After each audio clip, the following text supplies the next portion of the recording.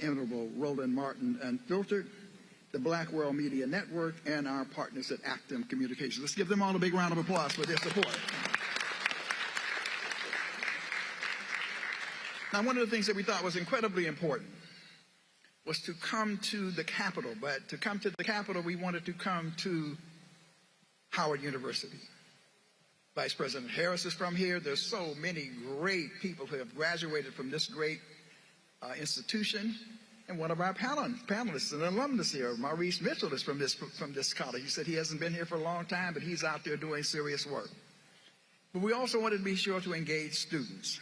And there are some incredible students, as always, here at Howard University. And we're delighted to bring greetings and welcome on behalf of the Student Government Association, Vice President Erica Annabelle Clark. Would you please welcome her?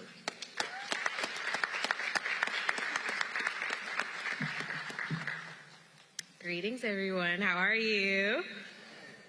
Amazing. My name is Erica Annabelle Clark, and I am humbled and honored to serve as the 62nd Vice President of the Howard University Student Association.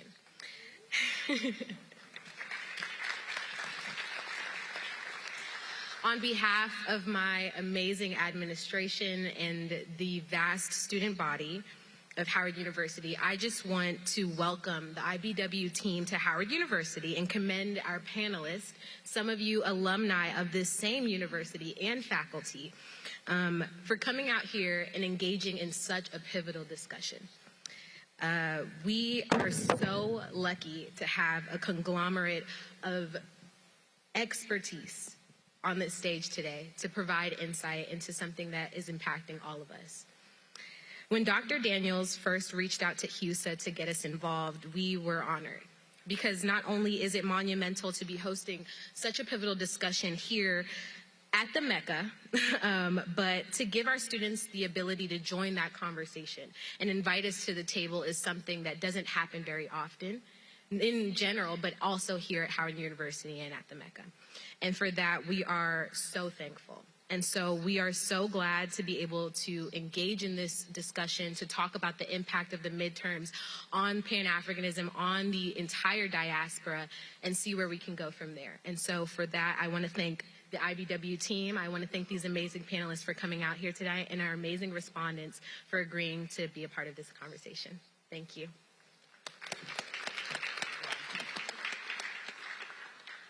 All right, thank you very much. In fact, Howard University students, just wave your hands. All right, they're here, they're in the house. All right, we also wanted to hear the Black National Anthem. And what better way to do that than to hear it from the Howard University Choir that will now sing the Black National Anthem. Would you all rise for the singing of the Black National Anthem?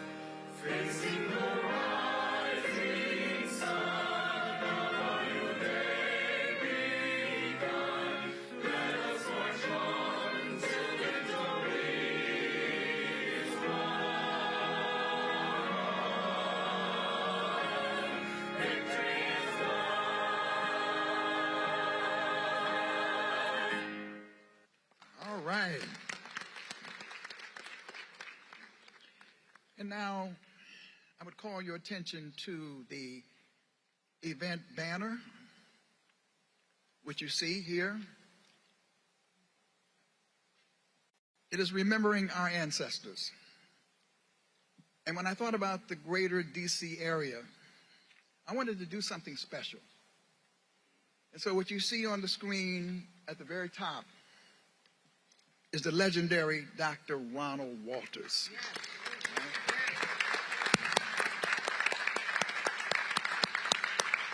Now, Ron and I don't look alike. I've been called Dr. Walters at least 3 times tonight. I mean, we were like this. We worked extremely close together, but we don't look alike. But I mean, but that's just the way that worked. But we were he's the scholar activist, and I'm the activist scholar, and we worked incredibly close together. Next is someone that we admire so much, one of the great leaders of the healing community, Nana Dr. Patricia Newton, who was the Chief Executive Officer for the Black Psychiatrists of America, Dr. Patricia Newton.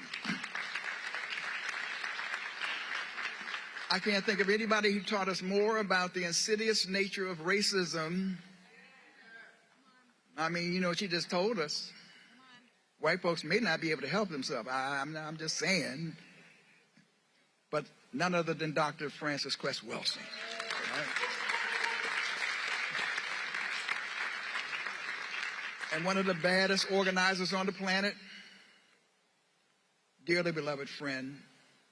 When I come to D.C., I'd often stay at his home. One of the greatest organizers I've ever met. He loved D.C. He was Mr. D.C., one of the greatest environmental justice activists of our time. None other than Damu Smith. Let us all say Ashe. All right. So now, to move forward, we decided to do this forum, the Institute of the Black World 21st Century, which is not new for us. We have made it a habit of, after presidential elections, having an assessment of what the impact of the elections are on the state of Black America and the Pan-African world. Well, this is not a presidential election. But when we looked at the consequential nature of this election, we felt that it was important that we, in fact, convene this meeting. And that is why tonight you are gathered here for this discussion with this incredible panel that we have for you. Dr. John Henry Clarke once said that white nationalism, he said, the enemy of black nationalism, the enemy of black people, essentially. And what we have and what we are faced with is a white nationalist, MAGA-infected Republican Party, which is antagonistic to the interests of women and LGBTQ folk and labor and black people and people of color, led by the Orange Man, a.k.a. Agent Orange. 50 years after the historic National Black Political Convention, and I was one of the key organizers of that convention, a half century after the historic Gary Black Political Convention, in which was focused on the whole urgent need for a black agenda, IBW has assembled this incredible panel in order to address the question of the state of Black America and the Pan-African world after the November 8th elections. Black America and the Pan-African world are in a precarious situation. It may have been Vernon Jordan, forgive me if it were not, who once said that when white America gets a cold, Black America gets pneumonia. And so we are inevitably affected by what happens in these United States of America. We are here, and we're affected by what happens here. And so that's, again, why we gather, and we will be discussing the way forward, not only the analysis and assessment, but we'll also analyze the way forward.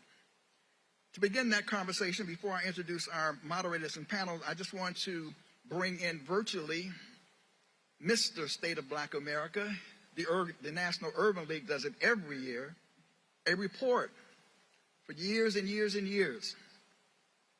A leader I have great respect for. He is a tremendous supporter of the Institute of the Black World 21st Century. He never says no. He just had to be out of the city on this occasion, but he agreed to offer some perspectives and reflections from the position of the Urban League in terms of the state of Black America. So we now want to hear from none other than our esteemed President, Mark Morial, President of the National Urban League. Hey, good morning. I'm Mark Morial. I'm President of the National Urban League. I'm coming to you after a quick workout from down here in New Orleans, where I am in town for a series of events being sponsored by the University of New Orleans. I want to just do a few things this morning. Of course, yesterday was the midterm elections, and I'll share some observations on that, but I want to lift up and say thank you and congratulations to Dr. Ron Daniels for his stewardship, leadership, and continued energy for and with the Institute for the Black World, and his steadfast determination to continue to push a progressive Black agenda, a progressive Black policy agenda. So that work is so difficult and many times unappreciated. But Ron, you are a nervous system and a piece of glue that connects so many of us, from the community of academics and scholars to activists to elected officials to other civil rights leaders like myself. And I wanted to let you know how much I appreciate your work. As we stand this morning, and as things stand this morning, control of both the United States House of Representatives and the United States Senate remain up for grabs. It appears that even if the Republican Party can take control of the House, it'll be by the narrowest of margins, 3 to 5 votes, but even that is not guaranteed. Control of the Senate remains up for grabs, and all eyes are on the great state of Georgia, where Raphael Warnock holds a slim lead over Herschel Walker, and I'm not going to get started on that commentary on that gentleman, but want everyone to know that if there is a runoff election in Georgia, we're going to have to engage and mobilize to ensure that people turn out once again. That runoff election would be in early December. What's the takeaway for the Black agenda with respect to this election? I mean, it is so important to reflect on the last 2 years, and I know that there are mixed opinions about whether the last 2 years have yielded progress. I think it is important when we ask, has it yielded progress, it's in comparison to what? Is it in comparison to the previous 2, previous 4, previous 6, previous 8, previous 10 years? Is it progress vis-a-vis an agenda we've laid out? One thing is absolutely certain, that one important issue that's always central to the Black agenda and the civil rights agenda, which is the enforcement of civil rights laws, has changed dramatically under the leadership of Merrick Garland because of 2 powerful sisters, 2 powerful women who now serve in leadership positions at the Department of Justice. Those are Vanita Gupta, who is the Associate Attorney General, and Kristen Clark, who's the Assistant Attorney General for Civil Rights. A lot of their work in pushing, particularly Kristen's work in pushing enforcement of civil rights laws, whether it's voting, policing, and the like, may not have gotten the shine or the credit I believe it deserves, but it has been significant. And it's been a change from what we had in the previous administration with President 45, where there was no emphasis, in fact, contempt for the enforcement of civil rights laws. Secondarily, it is important that those enforcement measures have led to the conviction of Derek Chauvin on hate crimes in Minneapolis, the 3 now convicted killers of Ahmaud Arbery, also on federal hate crimes, due to the work of the Department of Justice's Civil Rights Division. And this is important because accountability on police misconduct and unconstitutional policing is always central to the African American agenda, or to the civil rights agenda, or the Black agenda in our nation and for our community. I think in addition to that, it should be well understood that 2 years ago there were 25 million people out of work. And while inflation is raging and Black people still remain with double the unemployment of white Americans, fact of the matter is that the Black unemployment rate has declined substantially over the last 2 years. And directionally, even with difficult and tough times, it's a better situation than 2 years ago, but still a challenging situation when it comes indeed to the economy. We know that we were not successful in these 2 years in getting a reparations bill, a federal law to set up a reparations commission through the Congress of the United States. And that's going to remain difficult as long as there is this Senate filibuster, the same filibuster that blocked the Voting Rights Advancement Act, the same filibuster that blocked the George Floyd Justice and Policing Bill. These filibusters, the use of the filibuster in the Senate is always going to be a challenge for the agenda that we have on so many important and crucial issues. But there's also now, I think, some substantial economic opportunity out there that comes with this infrastructure bill, comes with the manufacturing bill, comes with the climate bill, where the government's going to be pushing, pumping, investing literally trillions of dollars into particular industries. We have to make sure that our central to our agenda is how we benefit from both the jobs and an economic, if you will, development point of view, from a business development point of view. The implementation and the execution of these bills and how they're implemented and executed through an equity lens has to be central to our agenda going forward.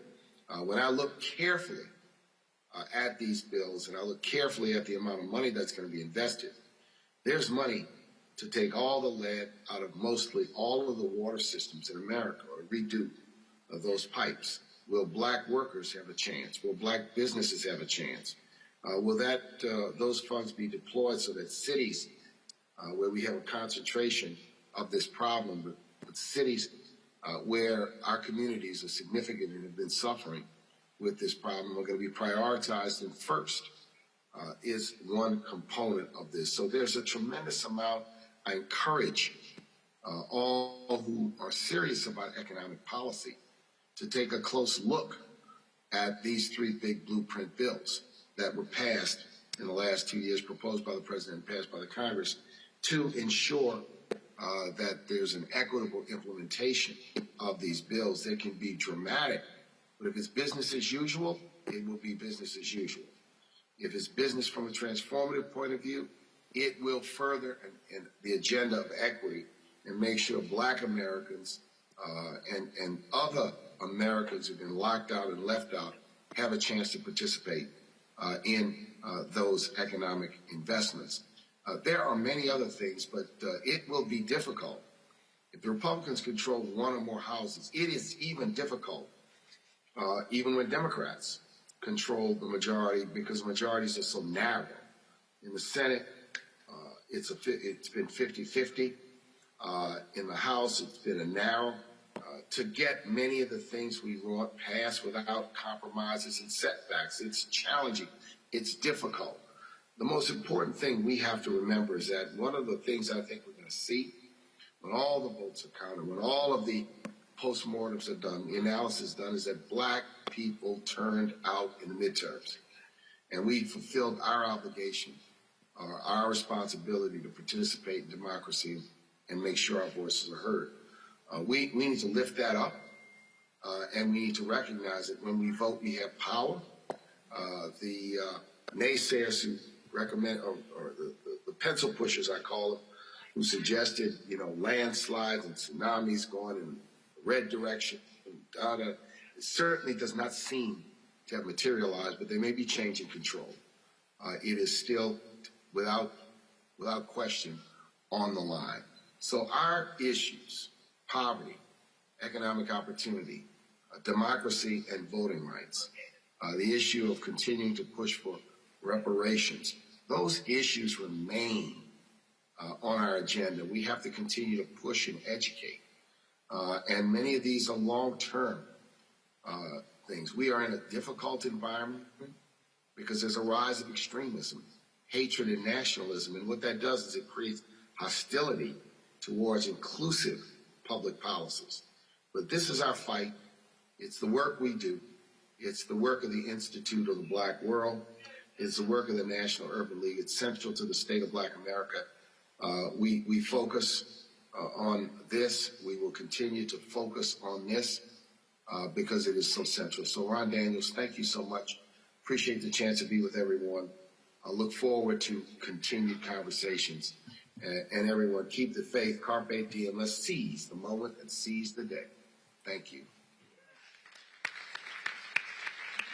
President Mark Morial, he's working out and he's ready to get ready for the next round. So he's in the gym down there in New Orleans, as they say.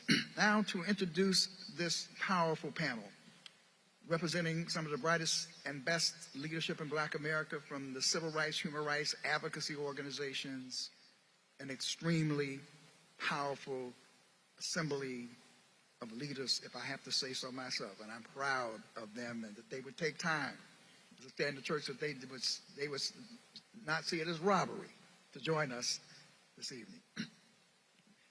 To my right and your left is a person who represents the NAACP, and NAACP, particularly its Washington office, which is not necessarily what its title is anymore, but that office has been extremely influential over the years, and we're delighted to have with us the person who is responsible, the national advisor for policy and advocacy, Hillary Shelton.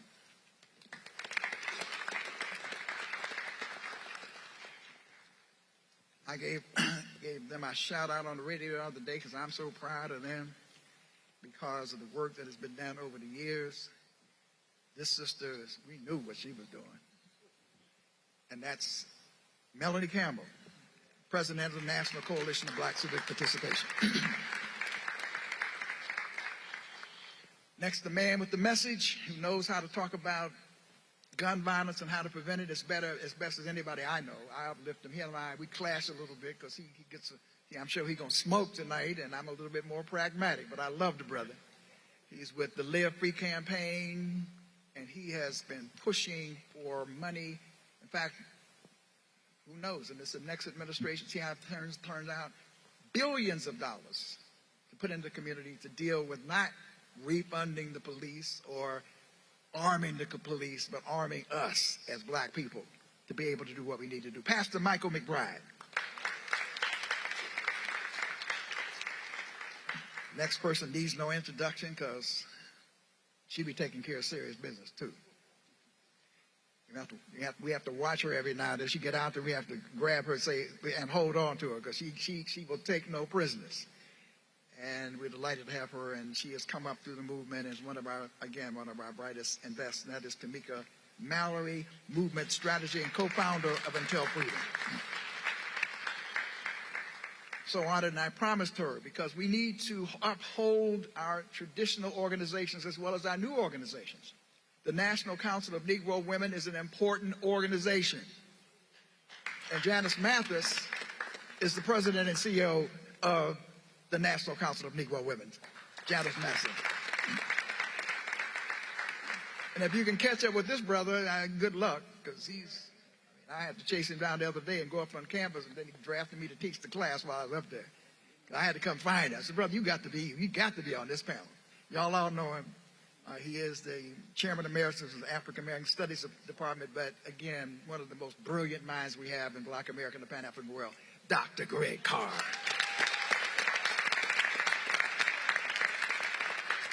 I'm a longtime proponent of independent politics and third world, third force politics. That's I ran as an independent candidate for president in 1992. I've not really surrendered my view on the need for a third force or an independent party.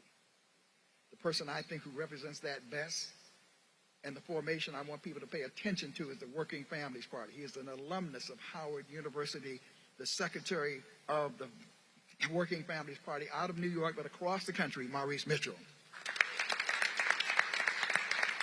The brother who protects our interests. I mean, he is like laser focused. I ain't got to worry about it. I get these pictures from Malveaux, the new ambassador from this and the new ambassador from that, the World Bank and all that. Malveaux with the Constituency for Africa for longer than he raised me, so I, tell them. So I've been following him, but, like I said, he raised me up.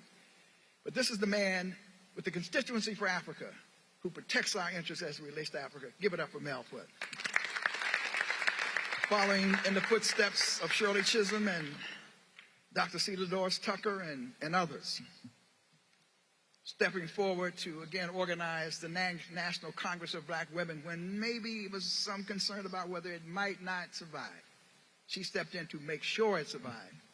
She is the chairman and national president emeritus of the National Congress of Women, and she is always woke and keeps us woke on WPFW and got a new book out, and she's with Dick Gregory's devotee, Dr. Ife Williams. And of course, we had to have Reverend Jesse Jackson. Let's keep praying for Reverend Jesse Jackson. He's still fighting. He's hanging in there. I was up there with him for his 80th birthday and all that, so he said, I'd rather burn out than rust out. So he's still throwing blows. But representing, I asked our next person to represent the Rainbow Push Coalition, because you see the broad scope of organizations. The former vice president of the National Rainbow Coalition, Reverend Sheridan Todd Yerry. That is our panel. And now, we just couldn't have a panel. And by the way, we have this remarkable group of people. I won't introduce all of them. These are our respondents. You'll hear from them later. And they'll introduce themselves or be introduced or say whatever. We have a whole nother layer here for this conversation. But we wanted to have moderators who could draw out the best and who raised the challenging questions. And I couldn't think of anybody better than my longtime friend. She's a little sassy sometimes, and sometimes she get a little uppity. I have to check her a little bit, but she's a bad sister. And that is so she agreed readily. She has now created a whole new department. College. I keep down. See that? I'm on down at University of California, Los Angeles in ethnic studies. President Emeritus of Bennett College, Black America's leading political economist, Dr. Julianne Malveaux.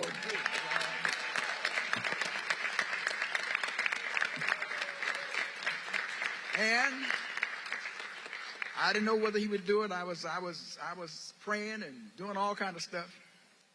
Remember this brother many, many years ago, Don Rojas, who couldn't be with us. We connected with him. He's done so much. But what he's also shown is tremendous tenacity. You ain't going to disrespect me because I can do my own thing. And does he do his own thing? He does it unfiltered. And I got to say, on this issue of this election, he kept teaching and teaching and teaching the power of the black vote.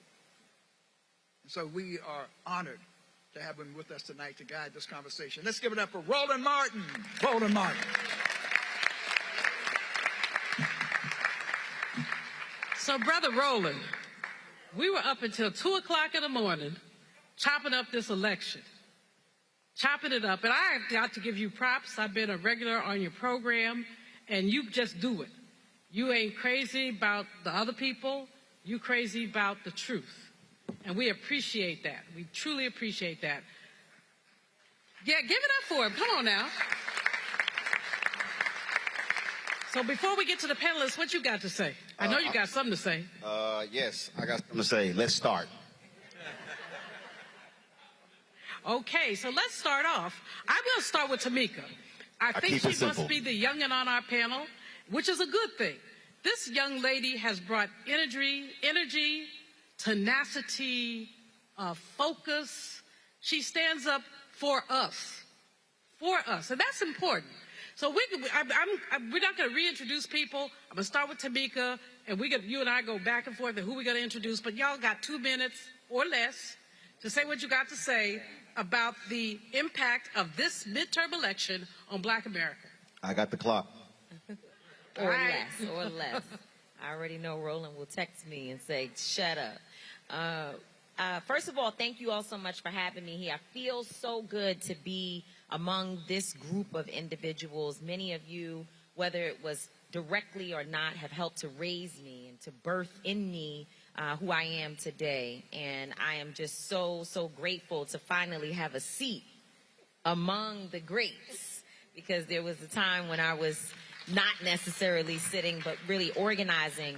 What I'll say is that, I sit in a very, very unique position, being a baby of the movement, and having access to and having watched and admired so many of those who are here, so many of our elders and leaders who have gone on, passed away, and then, of course, being accepted in many ways by the culture, hip-hop culture, and some of the younger folks who are thought leaders and activists today. And so I sit sort of right in that intersection. And what I would say in this moment is that it is time for us to reimagine what the Black experience in America looks like. I think about Dr. King and SNCC and others who did reimagine. And that is how we have been able to get to where we are today. And it is time that there be a reimagining and space for people to think about what can be renewed and what can we do to address some of the ongoing and persistent challenges that we continue to face. And many people are involved in that work, and I think it unfortunately comes out sometimes as people saying they don't want to vote anymore, which I don't agree with at all. But what they're really saying is that we need something different. And I think we have a responsibility, and certainly I take on the role of sitting at the intersection of explaining why there is power in our vote, but also understanding that a vote alone is not the only tool. And we've always known this. I'm not saying anything new, but that there must be something in this moment that speaks to where we are as a people today, and we're all trying to figure that out together. And so, again, that's why I appreciate being here to learn, to listen, and to share. Sheridan.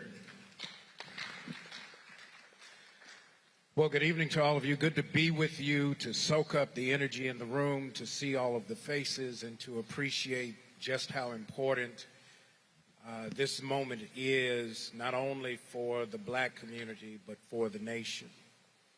As I was listening to my sister Tamika talk and thinking about some of the results that you won't see or hear about as an outcome from this election, because we seem to be so singularly focused on the big shiny thing in Washington, that we tend to miss that the carbon monoxide that is polluting the House is leaking in at the local and state government level.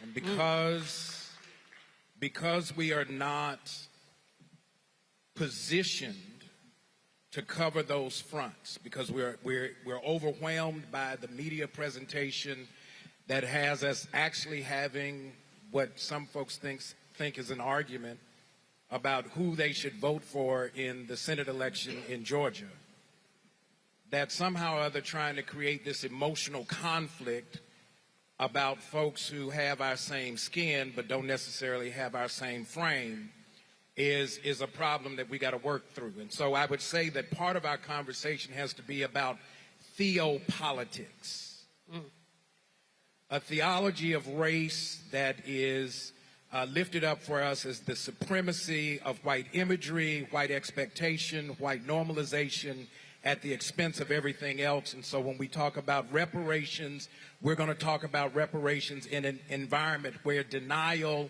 is taking form and taking frame, with critical race theory being held up as the boogeyman, so we can keep talking about manifest destiny being the anchor of the nation, as opposed to the genocide of the indigenous people that started this process, and this is but a continuation of it. And so if we're going to bow down at the altar, we at least need to know who's going to be the sacrifice. So I'm looking forward to the conversation. Melanie Campbell.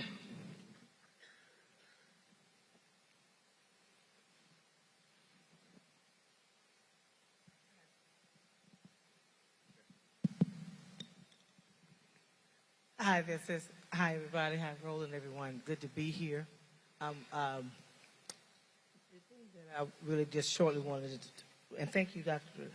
Daniels, always for pulling us together. It's just great to be here tonight. The thing that I want to focus on, everybody heard there wasn't a tsunami, there wasn't a hurricane, it didn't shift, and that the women took care of things. Which if you go back, and Dr. Malveaux, you like to look at numbers, and so I made sure I studied my numbers before I came here. You got to go look and see what women showed up and saved the democracy, and who went with what they were hoping to have was a red tsunami. And when you look at what happened in 18, white women evenly went with Democrats and Republicans. But yet 2 days ago, they went +8 Republican. +8 red. So we have to peel that onion to see who. And so black women, again, black men, right? Stop that tsunami. And so then the question becomes, who benefits from that? Because I sat on I'll call the name of the group, I'd get myself in trouble. Go back. I hadn't had no sleep much. Listen to that conversation. Never broke down those numbers. And so who gets to go over to 1600 Pennsylvania Avenue and have that conversation? And depending on what happens in the House and Senate, which is still up for grabs, who gets to do that?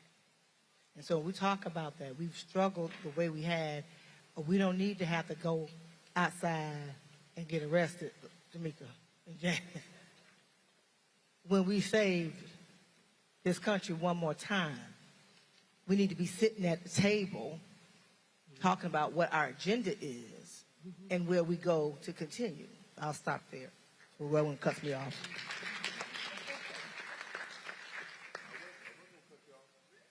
Can I keep talking? No. Time is up. Ife.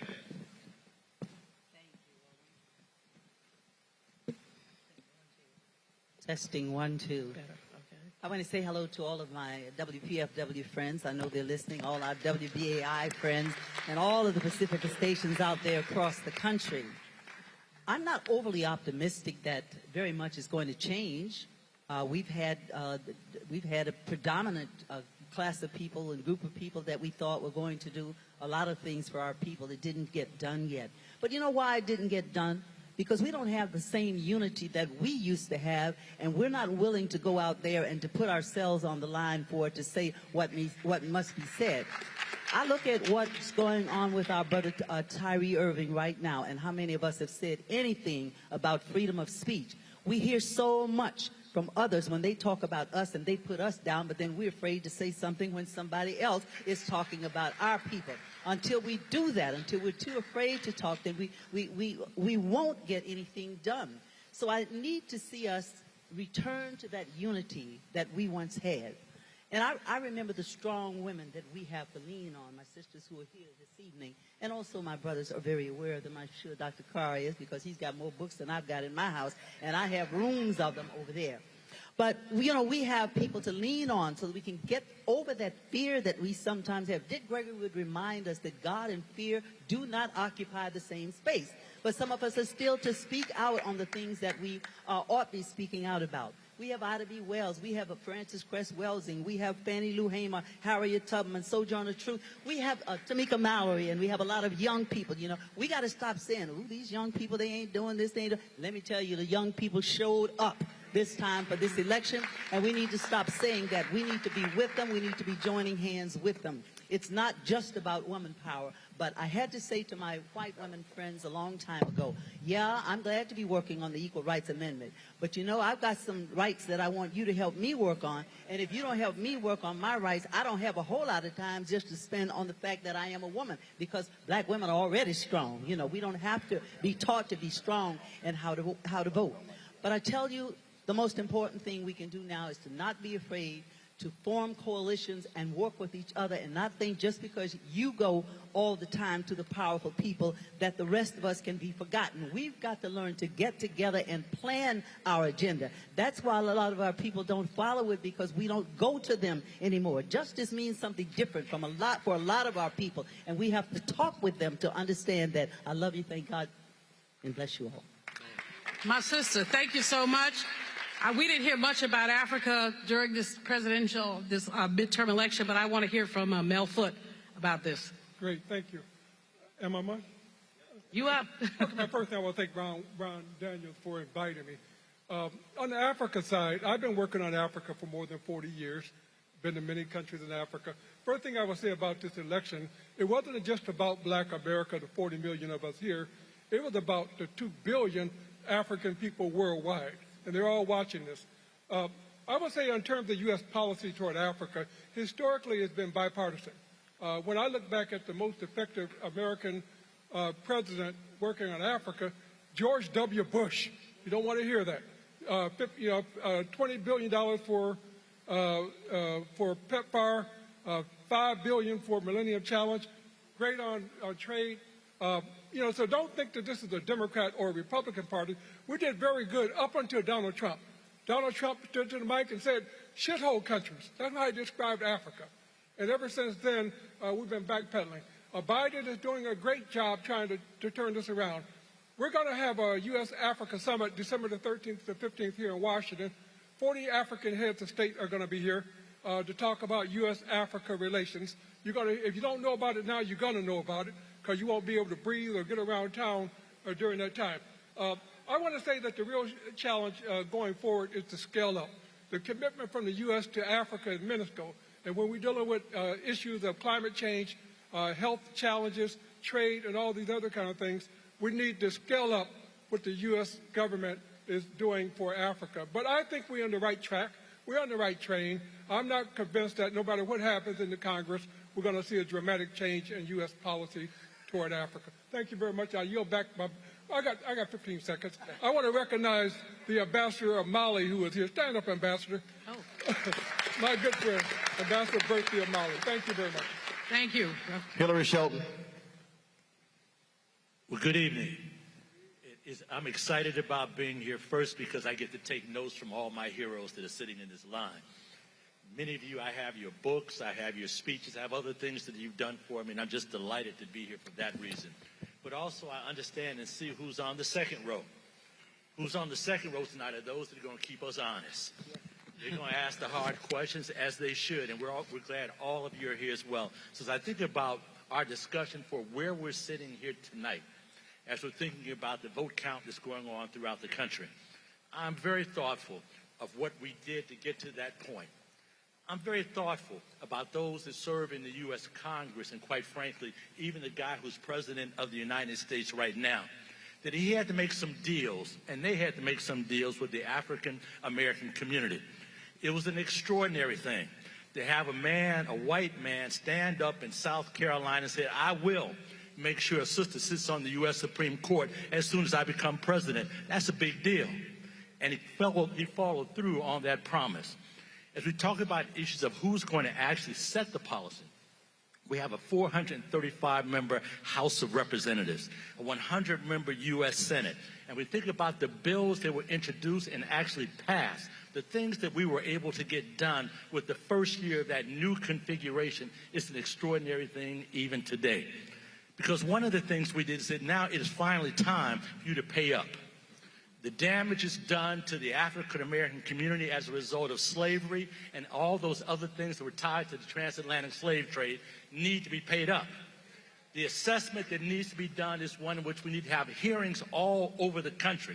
We need to assess those damages and decide just how those damages should be paid out. Let me put it in these terms for just a hot second. My car is parked out on the street in a place I'm very nervous about right now. And quite frankly, I don't know what's going to happen to it between now and then, but I'm very thoughtful that if my car gets hit, the insurance that I have will pay for it regardless of who messed it up. Let me say, we know who messed things up in terms of our opportunities for full U.S. citizenship. We know who actually went against the very Constitution of America and very well made sure that we, those who were clearly identified of those of, at one point, former servitude, always tied to our slave trade position, are very well going to be addressed as well. So let me say this. Here's the difference with what happens now. We don't know which party is going to be the majority. But we do know this. As things are right now, we can take a walk over to the House side, and I can show you that the person that's heading the delegation to decide what happens with our criminal justice laws happens to be a sister from Texas by the name of Sheila Jackson Lee. I know that today. I know that if we really want to talk about money, not just about banking, but about financial services, that the sister that runs the Financial Services Committee of the U.S. House of Representatives happens to be a sister from California by the name of, what is her name? Thank you so much, Maxine Waters. I know as we talk about the issues that affect our communities, our children, and other things along those lines, when I think about issues of education, and I think about issues of labor, it just so happens that the brother that chairs the Education and Labor Committee of the House is a good brother from Virginia, former NAACP branch president, and I thank God that he's in the position that he's in. You know who that is? Thank you so much. Congressman Bobby Scott. Let me put it in these terms. If you want to take a look at the difference in how the decisions are going to be made, take a look at who's making those decisions. Look at who's making them now, if we're able to keep this movement going forward, and who will be making them if the tide shifts and those people are no longer in the majority. In other words, ain't gonna be no colored people chairing no congressional committees. Do you see what I'm saying?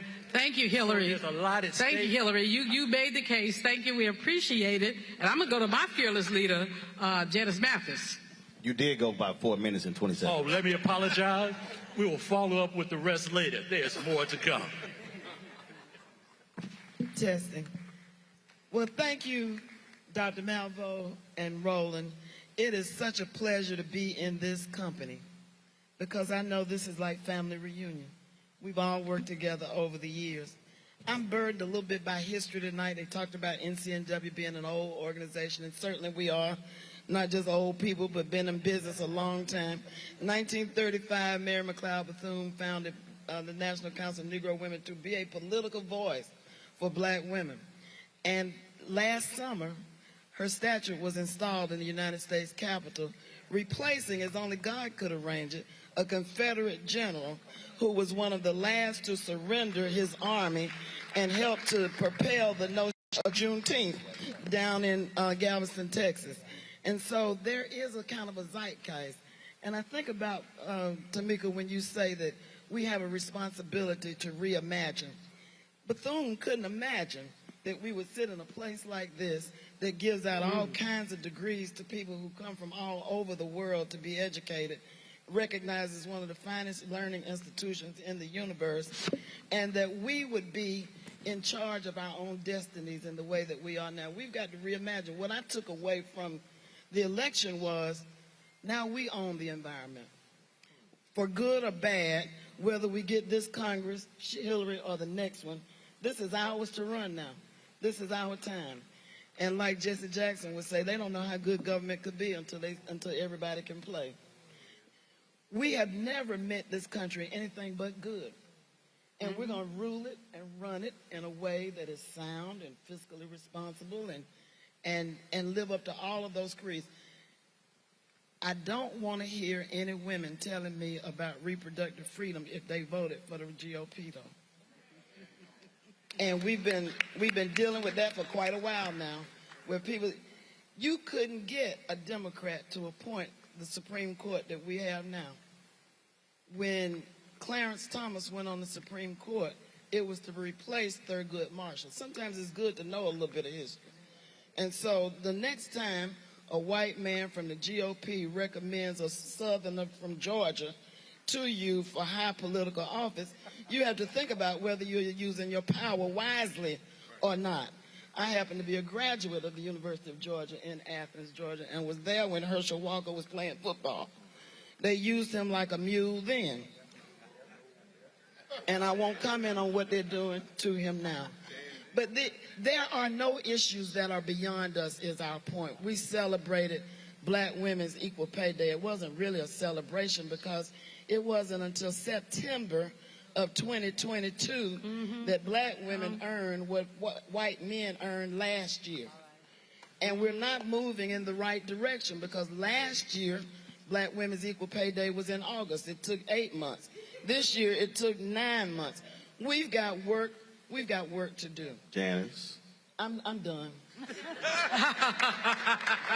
was good though, wasn't it? It was good. It was 3 minutes and 9 seconds. I told you. We know each other too well. Playing. Let's see here. Pastor, you ready? Go.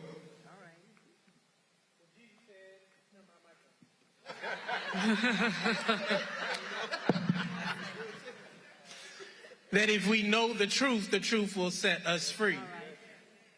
And it is important, I think, for all of us to appreciate that certainly well over the last 5 years, we are living through an information war where our communities, regardless of your economic or political status, are being overwhelmed with misinformation and disinformation.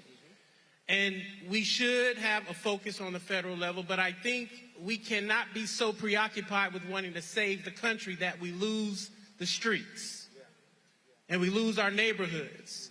And one of the many ways that I and many of us are concerned is the way we are seeing a slingshot back to a 1994 narrative around how we discuss, understand, and address violence in our communities. And so I think, as Brother Hillary said, we may be concerned about where we park our car, and that's a valid concern.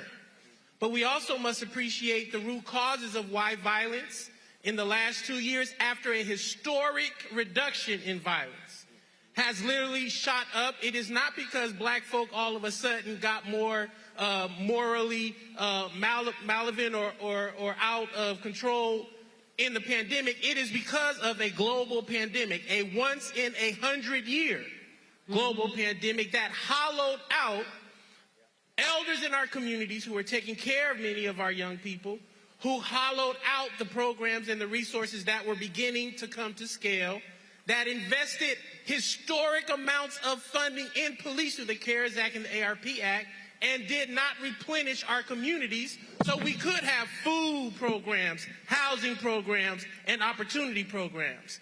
If we don't know the truth about violence in our communities, even our own elected officials, whether they're congressional representatives or mayors or supervisors, will think that the solution is to continue to fund policing that we know now is more racist and more authoritarian than they were 20 years ago. I hope that we do not consume the lies of propaganda and give our children back over to a system that just 3 years ago there was consensus saying the system was not prepared or equipped to heal our communities. We must know the truth, and in knowing the truth will set us free. Thank you, Brother Pastor.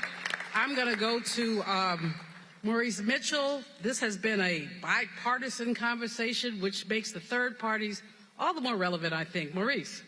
Thank you. Thank you, Dr. Malveaux and Roland. And I've watched your commentary on television for many years and appreciate you. And also, Dr. Daniels, we appreciate you. You've been so consistent. You're the hardest working man I've ever met in my entire life. Thank you so much for all of your work. That is the truth. And I have to take this moment of personal privilege. How many bison out there? H.U.? All right. Sasa. Anybody from Hampton? Oh, no, you about to I'm start sorry. something. You said H.U., you said be bipartisan.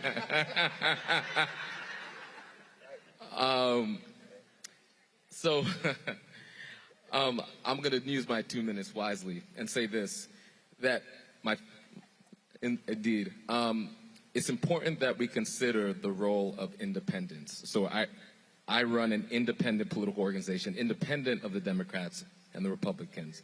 And the rigid two-party duopoly is one of the structural challenges that limits our power as black folks and as working people in general, which is why I'm so interested in independent politics. And we could create coalitions. I do believe that this is a time for united fronts.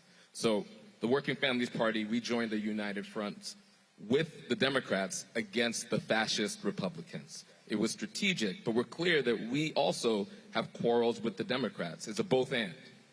So we could do both. On one hand, we could fight back fascism, and on the other hand, we could challenge neoliberalism, which is not an economic strategy that's good for working class black folks, right? And we can't join the elites, the elite white folks, and then disconnect ourselves from working class black folks. So, you know, Pastor, you were talking about the need to not lose the streets. So in our analysis, we have to have a race, class, and gender analysis. We have to have analysis of the structures of the system. And we have to have an international analysis. I'm so happy you're here. We're facing global fascism, global ethno-nationalism. We have billionaires that are colonizing Mars. That's the plan. This is real talk. Because they're aware of climate change, which is going to hit us the hardest, right? So we need to absolutely, as black folks, develop an independent black agenda, not so that we could sort of cordon ourselves off, but so that we could join coalitions from a standpoint of power and strength. So I'm really interested in how we figure out strategies that we could do that. Thank you. All right, then. Just in case you don't know, good things can actually come out of arguments. We were here in D.C., and I was moderating a panel at 12 Years a Slave, and Dr. Greg Carr was there with a group of his students, and then they had the audacity to try to challenge me and didn't think I was going to hit them back. When it was over, on social media, it was like, you don't know who you messing with. You don't want to debate Dr. Greg Carr. I said, I don't give a damn about no Dr. Greg Carr. Bring his ass on my show. And they thought I was joking. I said, you want to debate me? Come on the show, let's go. And he came on the show. Then he realized I was an alpha. Oh, He's Lord. an alpha. Let's not go there. Julianne, don't start. Remember, alpha's your daddy. Don't start. No, Paul Malveaux was my dad. You know that. So then Dr. Carr realized I'm crazy too. And so he's been on my show ever since. So get up for Dr. Greg Carr. That's a true story. First of all, thanks everybody for including me in this conversation, and it is wonderful to be here, like you said, with all these freedom fighters. This brother right here, you're right, man. It's independent politics, and the international context is so important. And Dr. Daniels, thank you, man, for the invitation. Let me keep this very short. John Clark once used to say, John Clark, in critical moments, blood calls blood, and somehow blood always answers. Shout out to those white women and men in Georgia. It wasn't the black men that didn't vote for Stacey Abrams. It was blood calling blood, and somehow blood always answers. Now, if Kevin McCarthy's the Speaker of the House, he's going to have a hard time because he's going to have to put his white nationalist coalition together with the ultra-right coalition, the hard white Christian nationalists like Margaret Taylor Greene and Jim Jordan. He will have a harder time than probably Bibi Netanyahu, who has been resurrected from the dead with his fascist wing against the Palestinians in Israel. Unlike Brazil, where they've got an independent enough judiciary to stop Bolsonaro, and unlike Israel, where they're going to try to wipe out the courts, this court is in lockstep with the white nationalists. If y'all heard the oral arguments yesterday in Holland versus Brackeen, where you've got white Christian nationalists trying to take Native American babies, and they're getting ready to blow up the Indian Child Welfare Act because they've been scheming for 100 years to take Indian sovereignty, you heard a real racist named Sam Alito start saying, well, when the Europeans came, that Indians was fighting each other anyway. And Ketanji Brown Jackson, by the way, is a beast. You need to go listen to her bench arguments over the last couple of weeks. She's clearly laying a foundation for if there's a court that's going to be reversed. But for the short term, let me end with this. We're living in a country that I'm sure is maybe not going to be here in the next 50, 100 years. Because federalism was always a weak proposition. And the only thing that holds this thing together is white nationalism, as Ron Walters would say. As a result, those elections yesterday give us the opportunity that, Tamika, that you've been talking about a long time.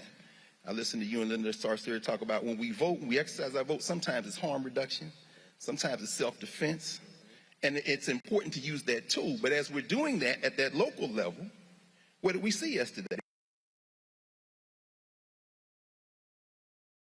Now Maryland's got full control. They put the ability for a woman to terminate a pregnancy in the Constitution in Vermont, California. They rejected making it a ban on abortion in Kentucky, even as blood called blood, and they wouldn't vote for Charles Booker.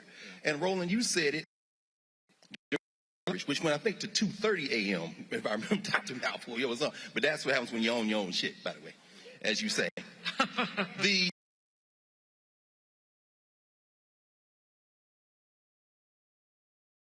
You named Gary Chambers, you named Mandela Barnes, can now use that apparatus to organize at the state level and build an apparatus, not for the Democrats, but for us, because finally, as Ron Walters and Juan Downs would remind us, on the 50th anniversary of Gary Convention and the 122nd anniversary today of the Wilmington Pogrom, where they had a coup d'etat in Wilmington, North Carolina, because they wouldn't let black people rule them. If you move in your own interest, you might be able to pull some human beings along with you. But at the end of the day, the only thing we can stand on is our square of truth, because this country probably won't be here much longer. The federal system is going to fracture, and these white nationalists will take their whiteness over their lives. Our obligation not only is to each other, but to take us all out, and at that point, we'll have to reset the whole thing. Right on. I want to direct this question to both Tamika and Maurice.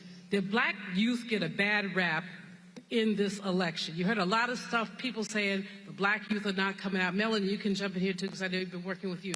But did black youth get a bad rap? Talk about if black youth stayed home, how come? And when they came out, how come? Maurice, you start, then Tamika. Yeah, okay. Your name Maurice. Okay. So I was on the ground in Georgia, in Wisconsin, in Pennsylvania, in New York, and I didn't see this phenomenon of black youth or black community apathy. I didn't see that, actually. And I think sometimes what we do is there is a cultural DNA in this country of pathologizing black people, just in general. We showed up. And youth in general, and black youth specifically, showed up. In fact, in Wisconsin, youth vote was up 360%. Yes, absolutely. So this is just like a received sort of wisdom that is like it carries and it has some sort of resonance, but when you look at the data, it actually is not true. And, you know, if you look at Georgia, also this whole thing about pitting black women and black men against each other and suggesting that black men, like in Georgia, black men and women, the black community showed up. In fact, black men and black women for Warnock and Stacey were about the same. Yes, absolutely. The real question is, we have a white supremacy problem in this country. Mm-hmm. We have a white supremacy problem in this country.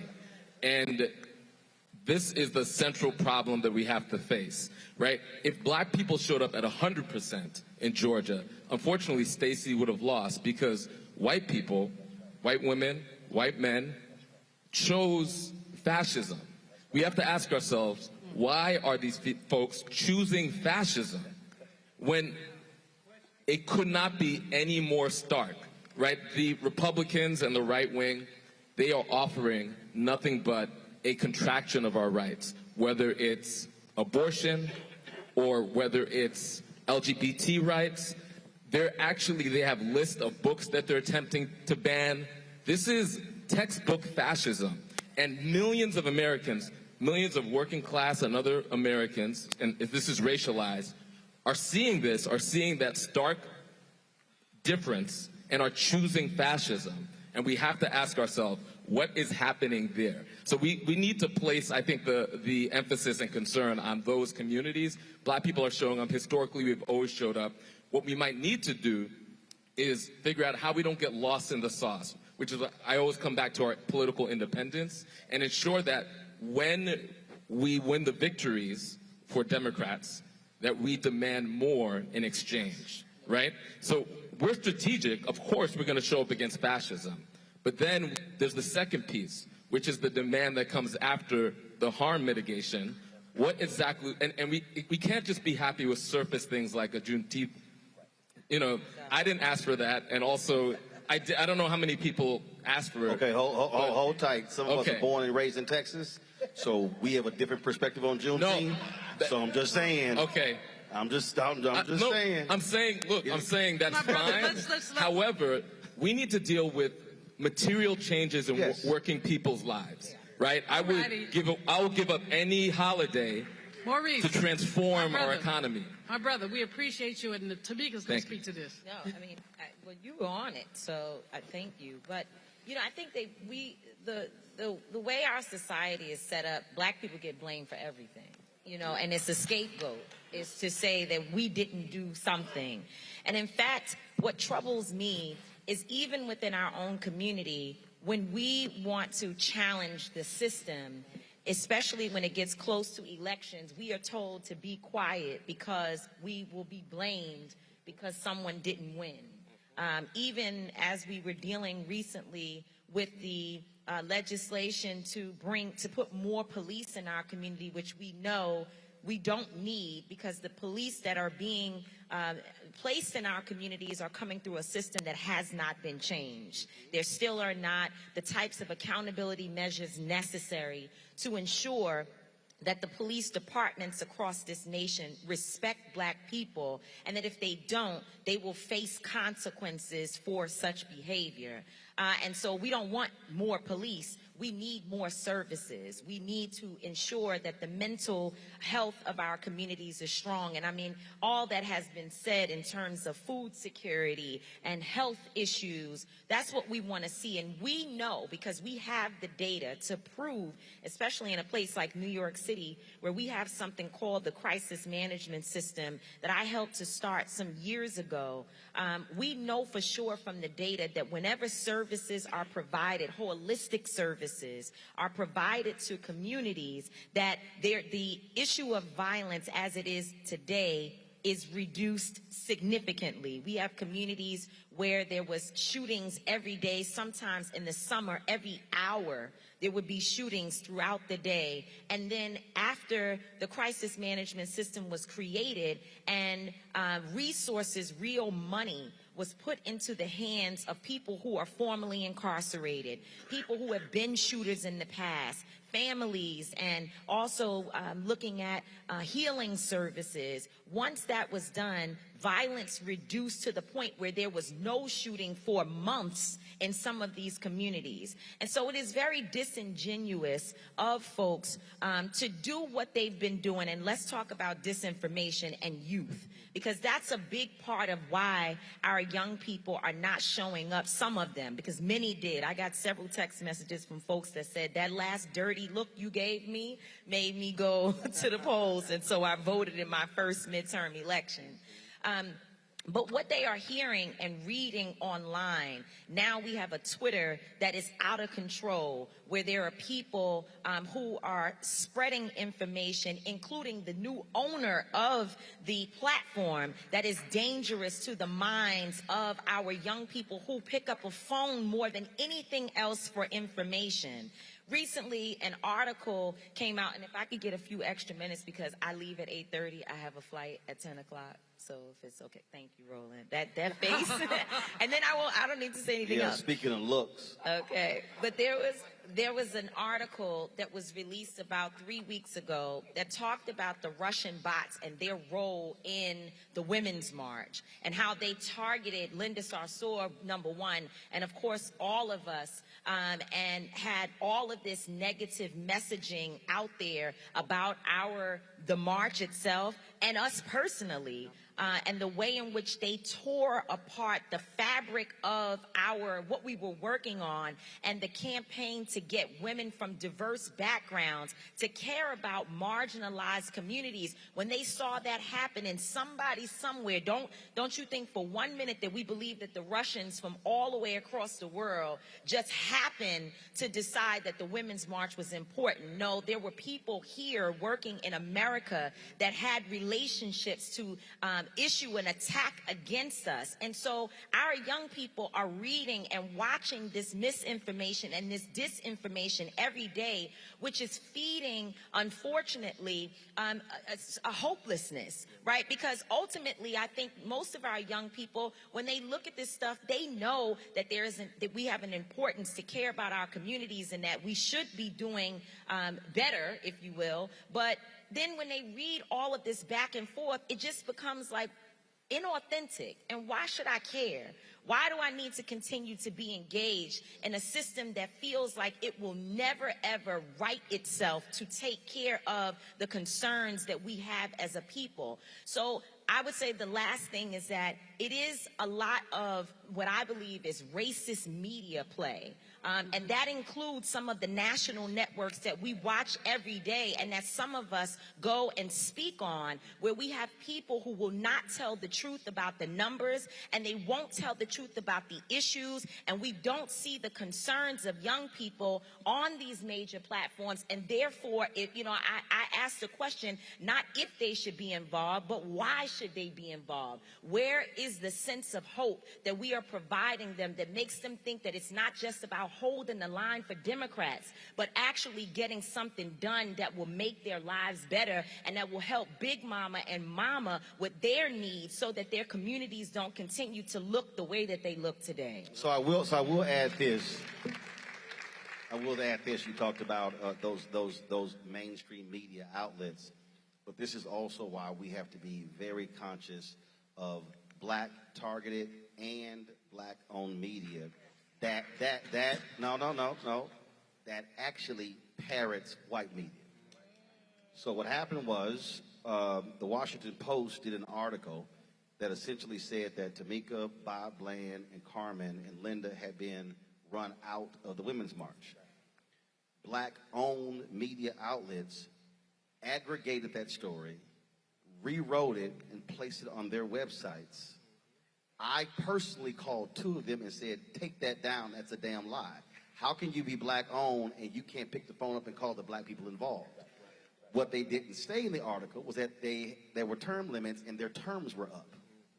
But black media outlets too often are aggregating white media stories, putting their bylines on it, and y'all have seen me call out The Root, Black Enterprise, and others in the past year for doing that, and so we have to be very careful. You're oftentimes reading black websites that are rewriting stories in the New York Times and the Washington Post, putting their byline on it, throwing a quote in it, and people go, oh, I saw it in there, such as when Newsweek did an article saying that Biden gutted the funding for HBCUs, and the story was a lie, but people ran with that, posted that article, and it spread like wildfire, and I literally spent 3 weeks saying, y'all, this is the actual truth, but they saw it in white media and believed it. So we have to be very mindful of that as well. I will say this here, we're talking about elections. Since the work that Until Freedom did on the case of Breonna Taylor, if you want to understand why voting matters, the white judge, Mary Shaw, who signed the search warrant that led to Breonna Taylor's death, was beaten by a black attorney, Tracy Davis, in Louisville. Roland, Tracy Davis is not just an attorney. She was an activist and also the attorney who helped to get us out of jail every time that Melanie was up all night worrying about us getting locked up. So the people understood the assignment and they went and did their business in this election to get rid of that. So I raised that point, which leads actually into my next question, because we often spend lots of time talking about who's going to control Congress, who's going to control the House, the Senate, who wins governor's mansions. But this is a perfect example of what happens when we also mobilize when it comes to those local elections. Melanie, what we're now seeing folks now understand the judicial races, the district attorney races, those lower level races. Talk about, when we talk about this, the idea of a black agenda, our focus cannot be just on Washington, D.C. Our folks need to be thinking about what is the black agenda for the city, for the county, for the school district, for whatever elected offices are, where they live. It can't just be focused on D.C. Thank you. Roland. And the other addition I would like to add to that is because there is this effort still, I don't care what happened Tuesday, it's still an effort to go to states' rights. And so I think what happened in Michigan with them taking, that there was a shift in power. I have to be careful with my tax status. But just facts, right? We can talk about all the other things. Great, you got the governor and all that. But taking over these state legislatures is going to be what allows for us to have the ability for what we do locally to stand. And so it's kind of this sandwich situation where you have the ability to, let's say you pass, a brother from the Workers' Families Party, right? You know, being able to pass some of the kinds of local legislation, economic justice legislation, whether it be increasing of wages or if it's paid leave or anything like that, then you have the state that can reverse that. And the reality is that part of what I have a major concern about that we have to get in a room without any microphones and cameras is really get down to looking at this long term. Roland, you talk about this all the time. The power that we dynamic we look at is 30 years back, 30 years forward to now. Because what the Republicans were able to do, they never stopped a core agenda of going back to states' rights. And so, although things didn't all go the way that some folks wanted, when I look at those expos, Dr. Carr, and I see how white women voted, I see how white men voted, I see how even Latinas voted, right? Because they're being targeted to think, a little differently. We have to figure out how our strategy around long-term thinking about building and maintaining black political power in this country, we've got to really get together in a real way very, very soon. Melody, that's a great response in terms of Roland's question. And you raised something in the context of your response that I want to flip over to Janice Mathis. There has been a tension around this election. Do people care about abortion or do they care about inflation? First of all, I would posit that black women can care about both things at the same time. I mean, as I plowed and planted and not a man could head me, and ain't I a woman, says Sojourner Truth. And so don't go there. But Janice, you lead the National Council of Negro Women. This inflation issue is a pocketbook issue. Sisters are paying 10% more for food than they were this time a year ago. How important was that in our turnout, in our electoral participation? Pocketbook issues always matter, Dr. Malveaux. It always matters whether you can keep food on the table, milk in the cupboard, gas in the car. We do have to acknowledge, though, that there is a global component to this. There is a global capitalist greed that goes with natural resources and how we constrain them, how we take them from one part of the globe and assume that other places on the globe are more entitled to use those resources than others. If you want to get on the United States nerves, you get between them and a barrel of oil, and you got a problem. If you're trying to start a war, that's a good way to do it. So you have to have, and I want to thank Ron Daniels, I'm so sorry. I'm having a flashback. But when I reached out to Ron about a global movement for equality for women, the Red Card campaign, take a term from soccer and say, no woman, no girl anywhere should be discriminated against or marginalized. You stepped up to the plate to join us in that. Of course, NCNW's roots are global. We were there the first day of the United Nations was started. And so we have to get beyond our borders and think about some of these issues, particularly as it relates to gender, beyond what we can see in this prism of the United States, because it's bigger than that. Women across the globe suffer. And so if we're going to be authentic about that, then we have to acknowledge that it is a global struggle. An agenda, as we're talking about whether it was the Dobbs decision dealing with Roe v. Wade, whether we're talking about inflation. Exit polling out of Pennsylvania, she was number 1, inflation was 2, crime was 3. But if you news, the focus was on crime, and then other media outlets picked up on it and made it the dominant issue. I still fundamentally believe, to the point that Julianne asked about young voters, but also older voters, what is greatly missing today is basic civics. So the question I have, with 2,000 chapters, what is the NAACP doing specifically to deal with that? I believe utilizing that infrastructure, we have to return to that, because I deal with people every single day who literally have no understanding about connecting the dots, public policy, none of those things. I mean, I'm still dealing with ignorant people who run around saying the Asians got a hate crime bill. They never actually read the bill. And then when I read the bill on the air and showed the actual bill, they said it was a lie. So I think we're dealing with part of this issue with the misinformation, disinformation, is that we probably need Schoolhouse Rock 2.0. So I'm curious, from the NAACP's perspective, is that something how you can utilize your chapters and your infrastructure to bring that back, so we're able to teach folk and they now understand the difference between, again, city council, county government, school board, what happens on the state level, congressional level? No, thank you. And that is crucial. As a matter of fact, we talked a little bit about states' rights, and it's important we talk about states' rights. Federalism, if you want to call it those terms as well. It may be because I'm part of an organization that's been around so long, not just my white hair, but the fact that we go back to even people like W.B. Du Bois that recognize that it ain't just about what happens in the country. It's not just what happens in the city or municipality and how that interconnects with the state. When we talk about states' rights, it's because the deal was cut a long time ago.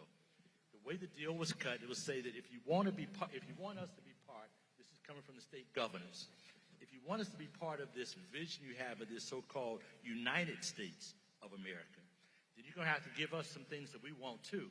And that is, you can't have control over the time, place, and manner in which we carry out our elections. Very well, as we're thinking about what's happening in our neighborhoods, you can't have control at the federal level to how and what we're going to educate our children.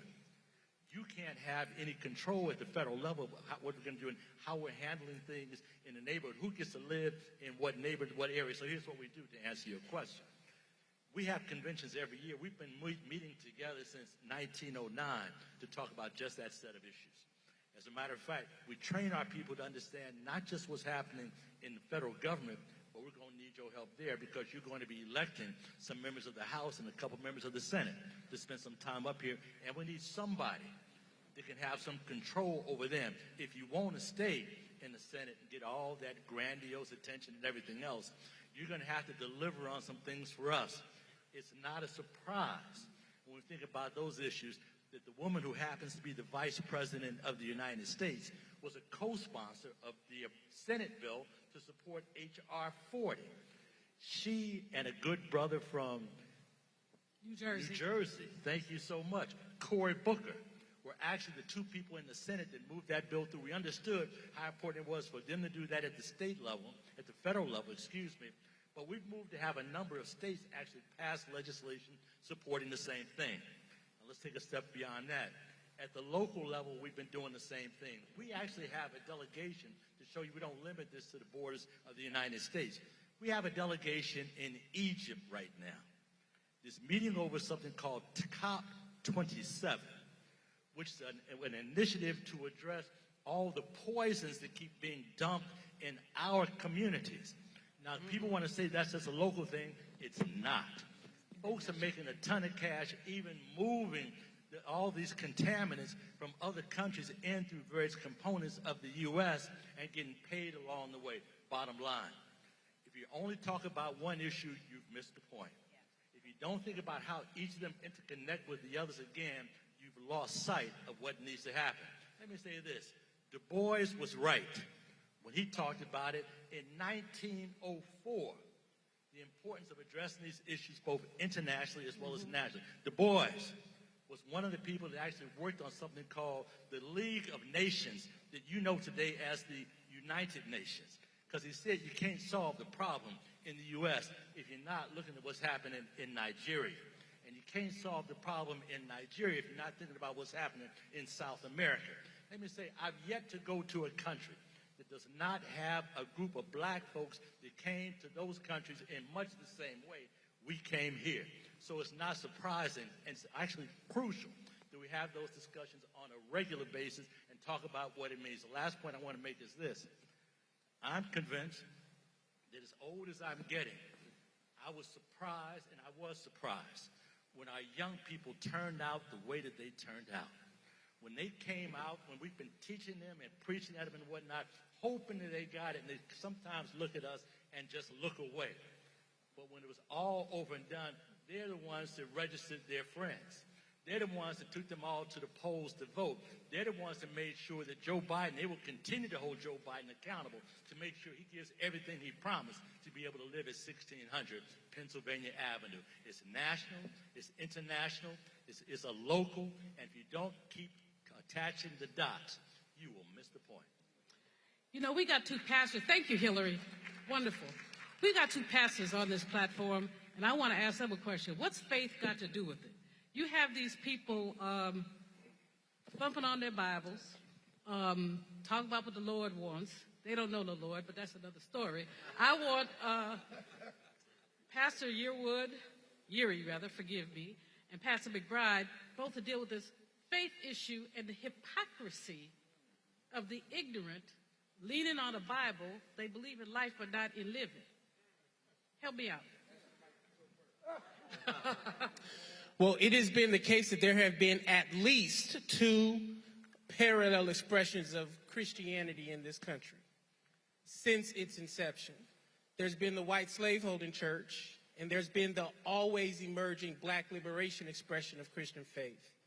And it is important to appreciate that even in the time of slavery and in the time of Jim Crow, what were white pastors teaching their congregations? Where they could worship Jesus in the morning and lynch their fellow black Christian across the street in the afternoon. That same Jesus being taught by the Jim Crow white pastors is the Jesus being taught to the white evangelicals who can vote at 88% for a buffoon like Herschel Walker.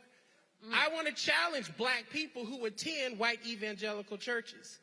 Who has bewitched you that you find yourself comfortable worshiping with white supremacists in a moment when white Christian nationalism is being fueled by your tithes and offerings to a white supremacist pastor? Their music is not that good. Their stage presence is not the essence of the gospel. We ought to be a people who should walk out of white churches when white churches continue to indoctrinate the people that sing on the worship team with you, play in the band with you, teach your children in Sunday school to be lawyers, to be judges, to be police officers who will shoot your children dead when you are not around if they come and ask you for some sugar in the nighttime and they don't know who you are. We as a people, particularly we who follow Jesus, must always remember there have always been multiple expressions of Christian faith in this country, and dare I say, liberative impulses in all religious traditions that come out of the black experience. We are not perfect. We still must deal with our misogyny, our homophobia, our classism that is within our ranks, but we ought not make a false equivalency between black liberation theology and our churches and that of white nationalist Christians who literally have been peddling a false gospel since they opened up that Bible on these lands. Sheridan. I started with a point about theopolitics. In an age where we are worried about global warming, changing the dynamics of how we survive on the planet, it will also have an effect on the biological responses of the body to increasing heat. One of the images up there is our ancestor, Dr. Frances Cress Welsing. She told us that the battle would be about an irrational fear of white genetic annihilation driving what's going on in the politics, and all politics is economic. Any politics that is not economic ain't politics. So let's go there. So Christianity has become an economic engine advancing an ideology that reinforces the behavior and the expectations of the structure to maintain the economic priority of people on the basis of an appearance that is inconsistent with the Palestinian Jew who grew up in tropical parts of the world and his skin color looked nothing like the dude that was hanging on my grandmama's wall because she could not get a calendar that had woolly hair, blazing eyes, and brown skin. So if we start with this, we've got to change the icons that inspire us. You asked about faith. The biblical definition of faith is the substance of things hoped for. I've got to have a creative enough imagination to understand that I see myself and my people liberated in a condition that is not confined to the constraints of the current environmental realities. That means then that whatever I see that does not align with that vision, I've got to change.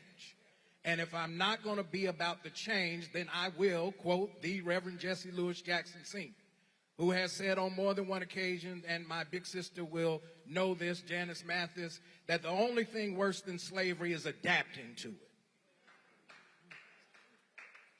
And so unless you're going to have a spirit and a mindset of resistance driven by the creative courage to see your place in history differently than what's been told to you. When I went to Ghana the first time, and Dr. Newman was one of the first ones that orchestrated that first trip on Yam Yam in the late 1990s. When you go to Elmina and Cape Coast, the church is on top of the male dungeon. Come on. And the sign over the door in Dutch is a recitation of the scripture that says Zion is the dwelling place of the Most High God. That when you go through that door, they were saying they were taking you to the place where they were going to introduce you to God. Here's the thing that we need to remember. About 30 seconds. I can sum it up. Give me A flat and I'll take you there in 15. The truth of the matter is that we've got to remember that what anchors us is not the Christianity that was imposed on us, but the Christianity that we've liberated, because at the root, we are an African people. And as long as we stay connected to the place where the Nile flows from south to north and the orientation of the world is set the way that it should be, we will never lose sight of the fact and get trapped in the place where we got to look at the dude that was posing for Michelangelo when he was trying to paint an icon for us. My next question is going to go to Mel and Ife, but before I do that, leave Tamika. I want you to speak to this, Tamika, before you leave, and that is, if we're talking about a black agenda, we keep speaking about that in terms of political. Yet what I keep saying is we have to recognize, how do we support the boots on the ground who literally are in the community, who are mobilizing, organizing people. People talking about Georgia right now, and I've said publicly, don't send your money to the Warnock campaign because the white media strategy is going to put it on television. Send that money to Black Voters Matter, Georgia Stand Up, New Georgia Voter Project, because they're actually in the communities. And now we're not hoping they spend money. We know those groups are going to spend money. So just speak to how, if we're going to talk about moving forward, we have to fully support financially and with our feet the groups that are actually doing the work. Absolutely, and help to spread the message, the truth about the work that we do. We don't have enough time to dissect the issue around Black Lives Matter and the funding and the donations and where it went and who bought the house and who, all of the things that we've heard. I have actually looked into it and have studied, and I know that a lot of it is misinformation, disinformation, and it's happening on purpose. And a big part of this intentional warfare against our organizations that has always happened, which makes me just crazy as to how I see people who are supposed to understand history sharing and participating in a conversation that we know was designed to stop people from donating to and helping to sustain organizations like mine and Until Freedom. We do real work. it's very clear what happened in Kentucky, not just Mary Shaw being dethroned, if you will, as a judge who signed a faulty warrant, a lie that got Breonna Taylor killed and has traumatized her boyfriend, Kenny Walker, and of course her mother and family forever. But if you think about when we started, I remember the conference call that was pulled together by Cora Masters Berry, my mentor, also Melanie's. Melanie was on the call where women got together and helped to just to send us to Kentucky with plates and paper towels and toilet paper so that we could live there for what we thought was going to be 1 month, and it ended up being 4. And of course, throughout the course of our time in Kentucky, while we were there protesting, organizing, we found out that it wasn't just a matter of policing and police issues and police corruption and the death of Breonna Taylor, but people were hungry. And so we fed 4,000 people. People were stressed. And you got criticized for feeding people. We got criticized for having a conference. And by the way, it was our own people, many of them, who led the charge online, and we know them. This is not bots. We saw, we sitting at home online because we named the conference something that people didn't like. They attacked us. And when you think about going back, Roland, to this issue of the Russian bots, they don't just make up things, the trolls. It's a sentiment that exists that they pick up from the back and forth that's happening between real people. And then amplify it. And they amplify it. And so they picked up this, our conference was called BriannaCon, which came up, it was the young people that decided on this title. And I have to give Tiffany Lofton her credit, who, by the way, sent me a text message since we've been sitting here to say that a judge has ruled against the student debt relief. A judge in Texas. The judge in Texas. And so that is a fight that we must get in. But anyway, she told us she didn't like the name. So I have to say that for Tiffany. But there were many other people, young people, who got together with Breonna Taylor's family, and they decided BriannaCon was the name that they wanted to put forward. Now, during this conference, while we may have named it, some folks say we could have named it something different. I'm not above criticism. Fine, we could have named it something different. But the conference covered legislative issues. It brought people, activists, and organizers together who had never, in Kentucky, there were activists, organizers, and elected officials who never sat down together until Breonna Taylor happened and until Freedom moved in to help bring folks into the same room. There was so much infighting, which we know exists everywhere, and these people came together to build a movement that took us from nothing to something, because we eventually got an indictment for the death of Breonna Taylor, and that happened because people worked. And by the way, there were days got a federal indictment. Got a federal which indictment. was a result of the election, because the Trump DOJ would have never done it. Never done it. And so when people say that, why are you going out to vote? And this is why I push back on some of my very intellectual woke folks that are my friends online who are telling us that voting doesn't matter. If we didn't have Kristen Clark sitting in the seat that she's in today, we would never have been able to get this indictment. And we did a lot of work, and it took a lot of resources. Where the hell do people think we eat? How do you think we were living in Kentucky? We had 4 homes where we brought activists, organizers, and just regular folks from around the country. In the middle of COVID. To live there in the middle of COVID while my mama had a stroke and lost mobility to her left side, but we were still there. And we continued to organize when money got low, when money was good. We continued to organize. All I want to say, though, is, and to your point, Roland, is that your resources, what you give us, $10, $20, That's right. purchasing our merch off the internet. We have a new campaign, our Boycott Black Murder campaign, where we're talking about the violence that's happening in our communities, because we do that work. We do it every day, and we care about that. So that's the other piece of disinformation that goes out there where people say, well, what about fighting crime in the community. We do that every single day. And when you buy a sweatshirt from Until Freedom, you give us the ability not just to put money in our pockets, which we deserve, by the way. We deserve that. But you give us the opportunity to put food in the mouths of other individuals. And rather than us tearing folks down over names, over disagreements and things that are not ideological, y'all know, ideological, there you go, issues. It's not ideological. Oh, what did I say? Say it. Ideological, there you go. It's okay, that's all right too. But instead of it being real issues, the problems come down to us not liking one another. And as a result of that, and jealousy, how much money does so-and-so have? Why does Tamika wear certain types of clothes? Or, I'm a speaker and I get paid a hell of a lot of money to go around this country and provide my intellectual property from my lived experience for over 25 years of my life.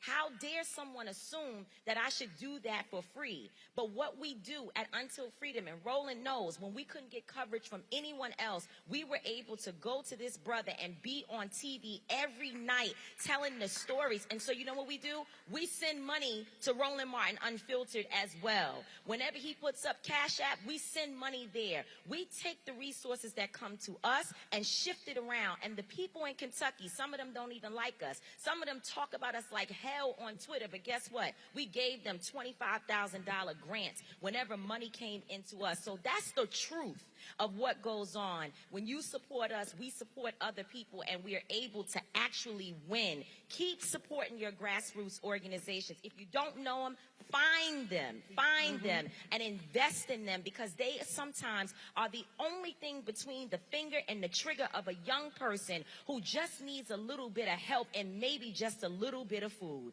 I love y'all. God bless you. Thank you so much for having me here this evening. Tamika Mallory, co-founder of Until Freedom. Go catch your flight. Male and the issue of immigration is a potent issue. It's one folks keep talking about, and it's a volatile one even in our community. Take care. And Ife, people love talking about Shirley Chisholm, but she called herself a Barbadian American. Male, the work that you do in Africa, for all the vitriol that we hear with immigration, and a lot of black folks talking about the border, we're losing jobs and opportunities. 10% of the black population in the United States are immigrants.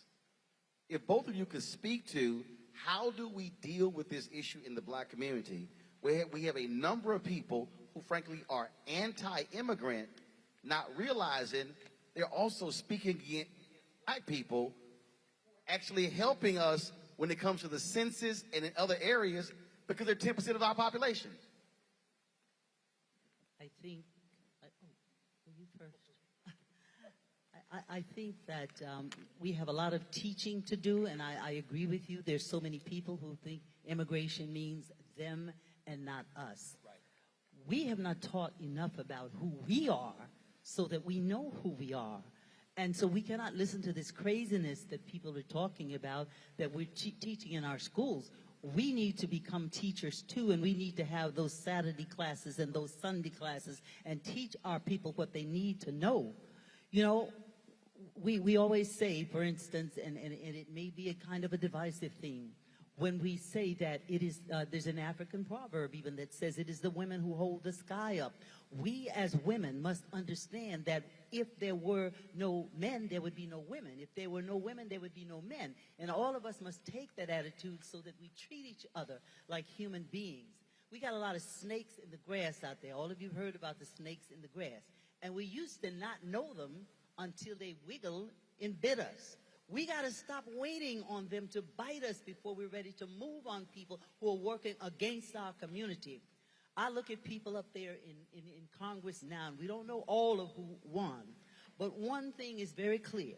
The Republicans are not going to be any different tomorrow or the next day than they were before this election. So let us not look to them to save us or to work, as Joe Biden thinks that they're going to work with him, or they should work with him as he has worked with them. Let us not be fooled. Even some that we think were on our side are snakes in the grass. and we need to know who they are, and we need to treat them as such, and we have to stop dealing with them as we unite and do the things that we know we must do and not be afraid to do it. Immigration is one of our issues, but we've never been taught that. We as black leaders, if that's what we call ourselves, have a responsibility to teach not only our children, because our children can find the information easily. We need to teach some of us about immigration and some of the other issues that we think they have nothing to do with us. We have a lot that we can do if we're willing to do the work in order to get it done. We can't say, well, I'm too busy. I don't know who is any busier than people who work for nonprofits, people who work for justice. The state of Washington is now allowing its people who have nonprofits to take a sabbatical and pay them. We need to do that same kind of thing in our communities. Even if the government doesn't do it, we need to do it for each other. And Tamika, I'm so proud of what you just said there when you were talking about the things you were, because that is so true. Sometimes we can be cruel to one another without really knowing why we are. We got to stop the jealousy. We got to unite. We are stronger when we are one. They can knock us down when we're one by one saying something. But when we do it together, we can be as strong as we need to be to do the things for our people and to get justice for our people. Mel? Thank you. First thing I want to say, I want to thank Ron Daniels again. This has been an awesome conversation, historical in many respects.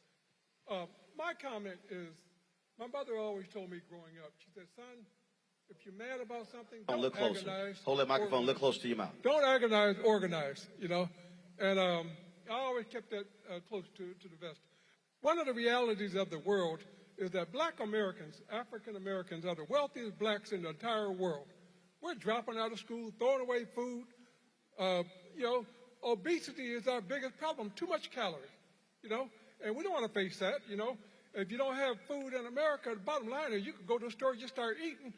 They'll take you to jail 3 meals a day, And so some of this is responsibility.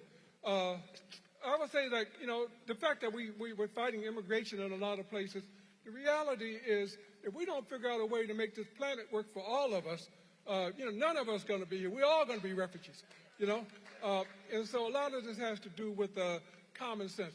Now, the reality also is that we got 2 billion black people in this country. Now, here in the United States, what is the game that white people play on us now is divide and conquer. They've always played it, And so the African immigrants who they bring over here, where do they send them to go to school? Minnesota, Kansas, Nebraska.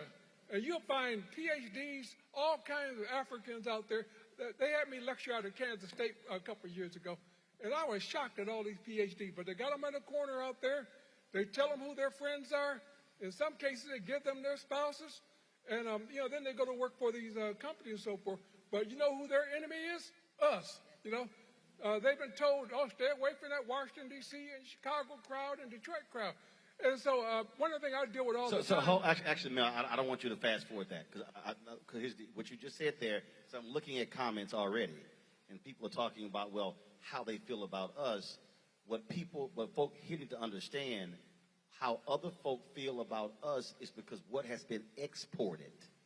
And so black immigrants are no different when other non-black immigrants around the world, their perception of African Americans is actually based upon movies and television that's been exported. And so we have to understand, if that's all you've seen and you come here, your perception of who black African Americans are is not based upon your experience, based upon what white media has told you.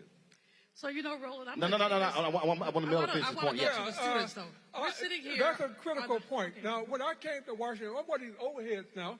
When I came to Washington, Jet Magazine was the most important publication you could find. You can go to the barbershop anywhere else. You can find out where Jesse Jackson is going. Find out where the Urban League is. But Jet gone, Emerge Magazine, come on. If you want to get a critical discussion about African America, the African people, you go to Emerge Magazine, gone. Now, don't think this is all accident. The last vestige is Roland Martin. The last vestige is Roland Martin who is telling the truth. So I'm looking at We don't know where we are at. We don't know what you either think. We're confused, and don't think that's by accident. And so how do we change it? I don't know. Social media is not the answer because there's so many people who are throwing stuff at you. You don't know what's the truth and what's not the truth. So the challenge is immense. I think this conversation is great. Ron, I would recommend we do some kind of a summit or a regular meeting of black leadership. They used to have a thing called the Black Leadership Fauntleroy ran back in the day. But the reality is we are been segmented, fragmented, put in little boxes, and it's very easy to deal with us. And that's why Trump said, let's make America great again. We can take care of these black folks. Don't underestimate what we're up against. Thank you. I want to flip the script just a little bit. We've got some students here. We're up in their house. We have Howard University students, everything that we've spoken about, and especially this place. I think about some of the stories that our leaders have told about their time at Howard and how they got an international perspective because of the students who came here from the African continent, and they were able to learn from them. So I said 3 students. I want each of you to introduce yourself, what's your classification, and then also jump into the conversation however you see fit. You start, young man.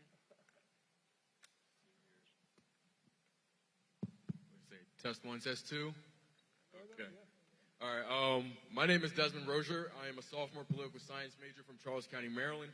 And this year I have the honor of serving as the vice president of the NAACP here at Howard University.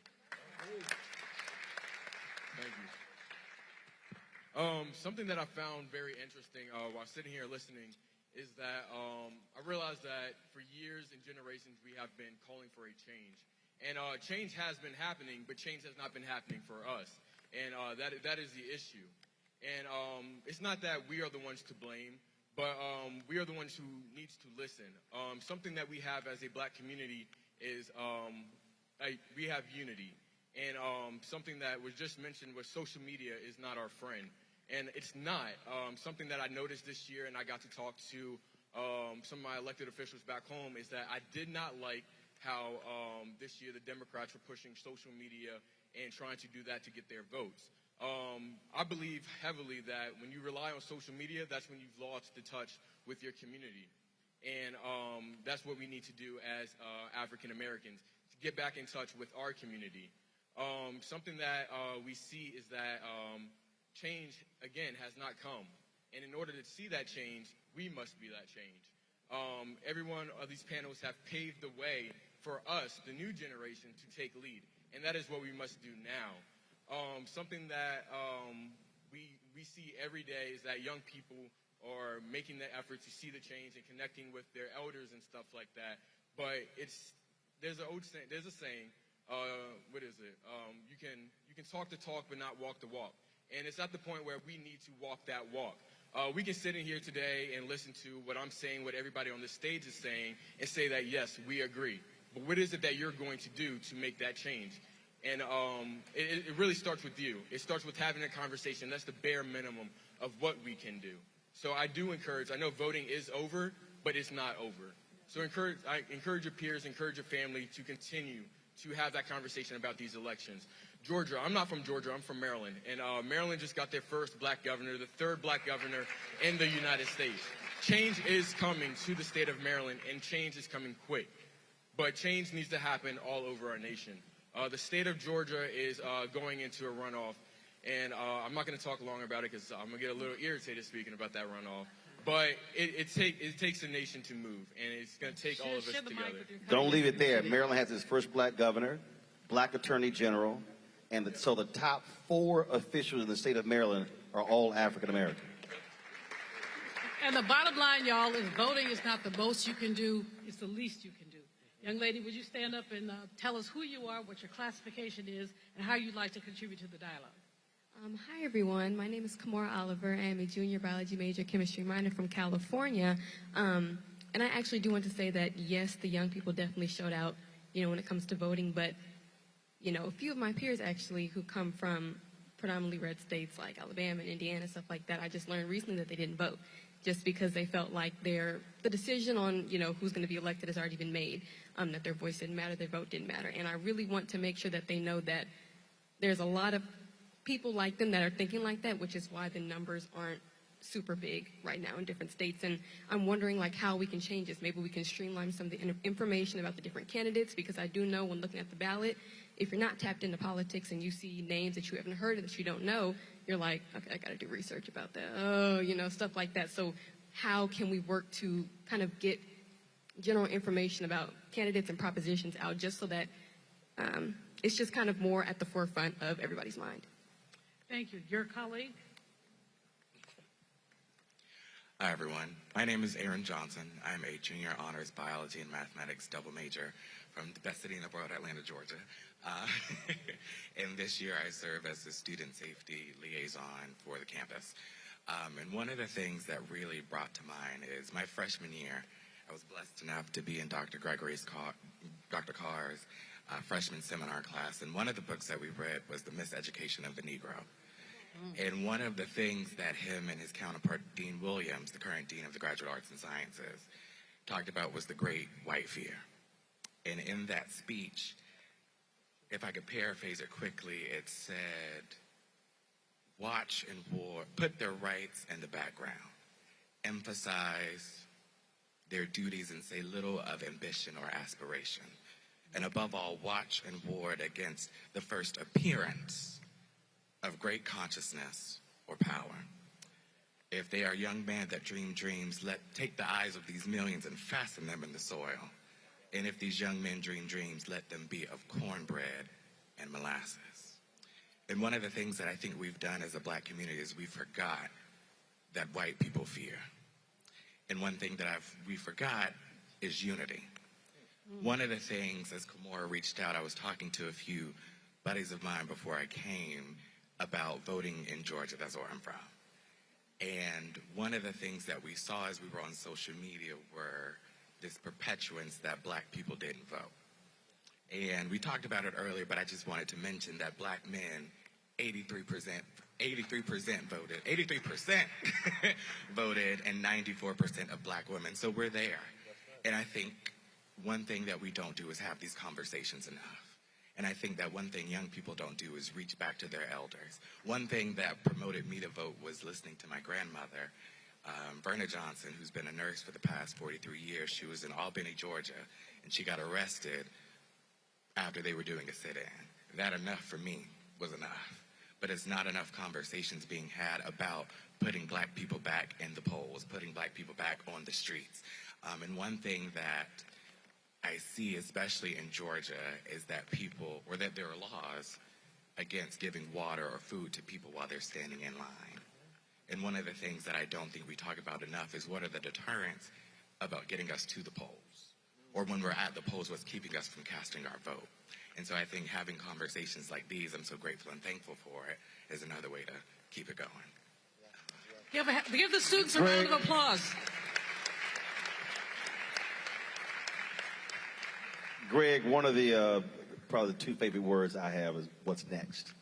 And when we look at, I posted something on social media today about election is over. We're still figuring out what's happening on the federal level, but operating in terms of laying out what is a black agenda.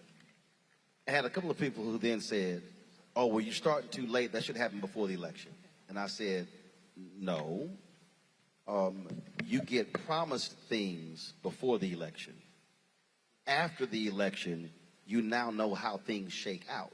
So, for instance, if Republicans control the House, you have to make demands based upon who's in leadership. If Democrats are control the Senate, you're not going to have the same conversation that you had before. Same thing on the state level. Democrats now control the state House in Pennsylvania. A black woman in Pennsylvania is now the Speaker of the House in Pennsylvania. As a result of that, y'all can give it up. So now, if you're in Pennsylvania, how you determine whatever that black agenda is based upon Democrats controlling the House, Republicans controlling the Senate. Now you in Minnesota, Michigan, and Maryland, Democrats control both houses and the governor's mansions. So walk us through trying to get folks to understand that now you have to craft an agenda based upon who's in power, which means you may not get what you want based upon who's in power, but you still have to craft an agenda for the people to achieve because we're still constituents. Roland, and you know this, I mean, this is what we talk about all the time. And Mo, you said this, thinking the big picture, thinking about how systems operate. Okay, thank you. And parenthetically, I appreciate that, Aaron, because they took that freshman seminar class from us. This is a neoliberal university, and its leadership is neoliberal. And I want to talk about that in the context of politics in a minute. That was Du Bois being spoken right there. W.B. Du Bois said that in 1906 at Hampton University, the Hampton idea. If they dream dreams, make them dream dreams of cornbread and molasses. You quoted that without notes. That's what a HBCU should be, not the neoliberal university that this one and all HBCUs are, okay? I appreciate that, brother. That having been said, there's a crisis in academia that's parallel in politics. Because as you know, Hillary, they put Du Bois at the NAACP not once, but twice. Right? Second time, he was 70-some years old, so I ain't got a job and no retirement plan. The crisis politics we practice is not the politics you talking about, Roland. It wasn't the politics of Gary in 72. When a black political party, and Mo, when Dr. Daniels came to track me down, when I was teaching my class at the law school, I said, oh no, you here, brother, so now you're going to teach the class. So he taught them about Gary 72. Electoral politics is only one dimension of party politics, as Mo knows and will explain in a minute, continue to explain. And everybody on the stage knows it, including all these folks who I can't wait to hear from because, I'm looking at James Early back there and Elsie Scott and Justin Hansford. I'm like, oh, yes, people who have some experience with this. None of the narratives we read in white commercial media reflect what happened on Tuesday. What happened on Tuesday is we bought some time. And if we can seize the momentum, there's an opportunity here. Tamika said it before she left, to reimagine our relationship with this state polity we call the United States of America, which is not a nation. The only thing national about the United States of America in terms of shared identity is whiteness. Everybody else is negotiating for a little bit of power to operate. And so when you said, and Melanie, you said it, these state house victories are crucial because that's the firewall that will protect the Democrats in 24. We've got now 24 months, not even, to do what? To not make demands, but to consolidate our strength so that we don't have to make demands, so that when we make the declarations of what we will and won't accept, they must be yielded to. Let me be very, very specific about that, because I'm sitting here taking notes as everybody's talking. Crisis politics responds as if this is a TV show. We got to get together and do this. We got to get together. Just like crisis academics. People majoring in stuff because they think they will get a job and this or that. And Du Bois, that same text that we read together, Aaron, filling up this auditorium every week. Du Bois is saying, if you're going to get an education, it has to be grounded in what is your vision of being human in the world. And at a black school, that means that that vision must be grounded in your memory, your unbroken memory of Africana. If we understood that, we would not have an immigration problem. Because our challenge, very clearly, our challenge, Brother Foote, as you say, with the United States of America, foreign policy is bipartisan. Democrats and Republicans are anti-African. AFRICOM, raping Africa of its resources and collusion, and doing it with an international black bourgeoisie, some of which will be trained at this university to make common cause with their friends in Nigeria, in Ghana, and say they're doing it for black people. This is not. This is crisis academics. Crisis politics creates a similar bourgeoisie to say they representing black people when what they're really doing is lining their pockets, whether it's a kleptocracy in Africa or the Caribbean or the Congressional Black Caucus. Let's talk about the challenge we have. But here's where what happened Tuesday can change all of that. The young brother in Miami that's taking Val Deming's seat, the Afro-Cuban brother who stands for expanding the Supreme Court and all this kind of thing, the sister that you mentioned, Roland, in Western Pennsylvania on Tuesday night that AIPAC tried to take out by the millions of dollars. What's her name? Summer Lee. Summer Lee? Summer Lee. Yeah. See, what is appearing now is we don't make demands. We don't beg nobody for nothing. We organize. And what scared the hell, Ron Daniels knows this story better because he was there. What scared the hell out of the Democratic Party at Gary in 1972 was that these Negroes was going to create a black independent party. And Rev, I hope you talk about the rainbow in a minute. Because Jesse Jackson, and I know y'all had that internal conversation, the tactical errors Ron Daniels has walked us through in 84 and 88, when that whole apparatus was turned over to the Democratic Party instead of keeping it going. And then Ron Brown comes in place, and that's how you get slick-ass Bill Clinton. And the neoliberal wing of the Democratic Party ascendant, one of which is, unfortunately, the 44th president of the United States. A conversation for another day. Because we got caught up in identity politics, and I sat here right here at Charter Day when that man was a senator from Illinois and stood right here on the stage, and we were all like, yeah, Obama, Obama, Obama, Obama. Drones, pulling back, destabilize North Africa. You want to talk about what's going on in Mali now, what's going on in Nigeria now? You look at Obama and Hillary Clinton. But an independent black political movement, which is what we have the chance to do now, because we have just pulled the Democratic Party ass out the fire. Joe Biden says he's going to run again. Mortality might want a word with that. But what we bought is 24 months. 24 months to consolidate these conversations, to sustain them at the local level, the state level, and finally, if we can do that, we can play white nationalism against itself.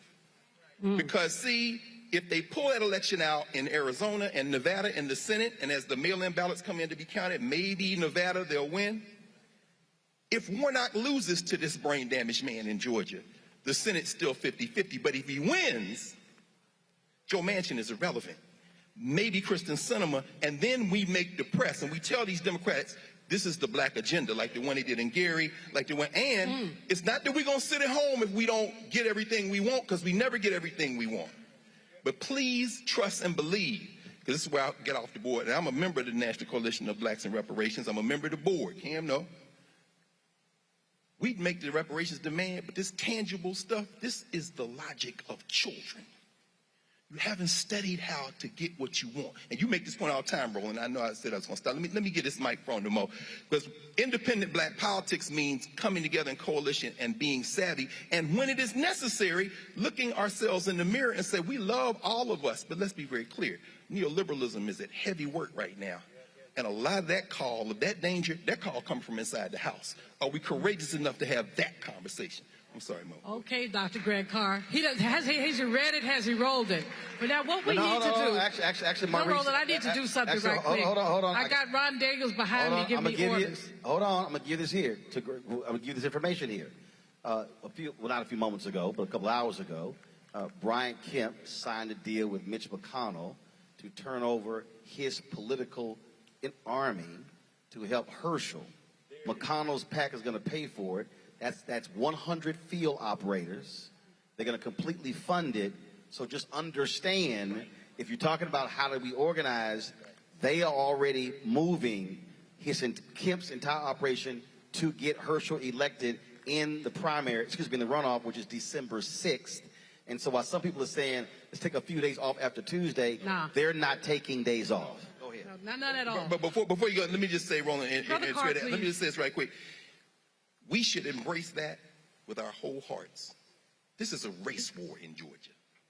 If you got a nickel, send it to those direct operators and get out the vote, because Mitch McConnell is a white nationalist, and they're going to the whole white nationalist apparatus about to go to Georgia. And damn it, if we don't meet them the way those black women and men met those crackers that tried to kill those black boys and girls at the Hill of Atlanta University the night of the Atlanta riot, and they turned them back around with rifles, we do not deserve to do anything other than die. And Du Bois said that too at Fisk University. If you're not going to fight, then go on and lay down and let the rest of the world go on. Thank you, Brother Carr. Thank you. Round of applause. We have some folks who are invited to come to be respondents. And this conversation has been so rich that they haven't had an opportunity to weigh in. What I'm going to ask you all to do, because we want to continue the conversation, but just introduce yourself, starting with Dr. Elsie Scott, who leads the Ron Walters Institute. Just go down the line and introduce yourself, and then I'm going to ask Cam Howard to jump into the conversation after everyone has been introduced to talk about reparations a bit. Sister Elsie.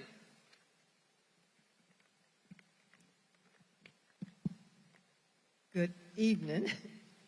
I am Dr. Elsie Scott, the director of the Ron Walters Leadership and Public Policy Center here at Howard University. Good evening. My name is James Early, and involved in a lot of different things. Cam Howard, Executive Director of Reparations United, former National Co-Chair of National Coalition of Blacks for Reparations in America, NCOBRA. Good evening, everyone. My name is Salim Adolfo, Chairperson of Advisory Neighborhood Commission 8C here in Ward 8.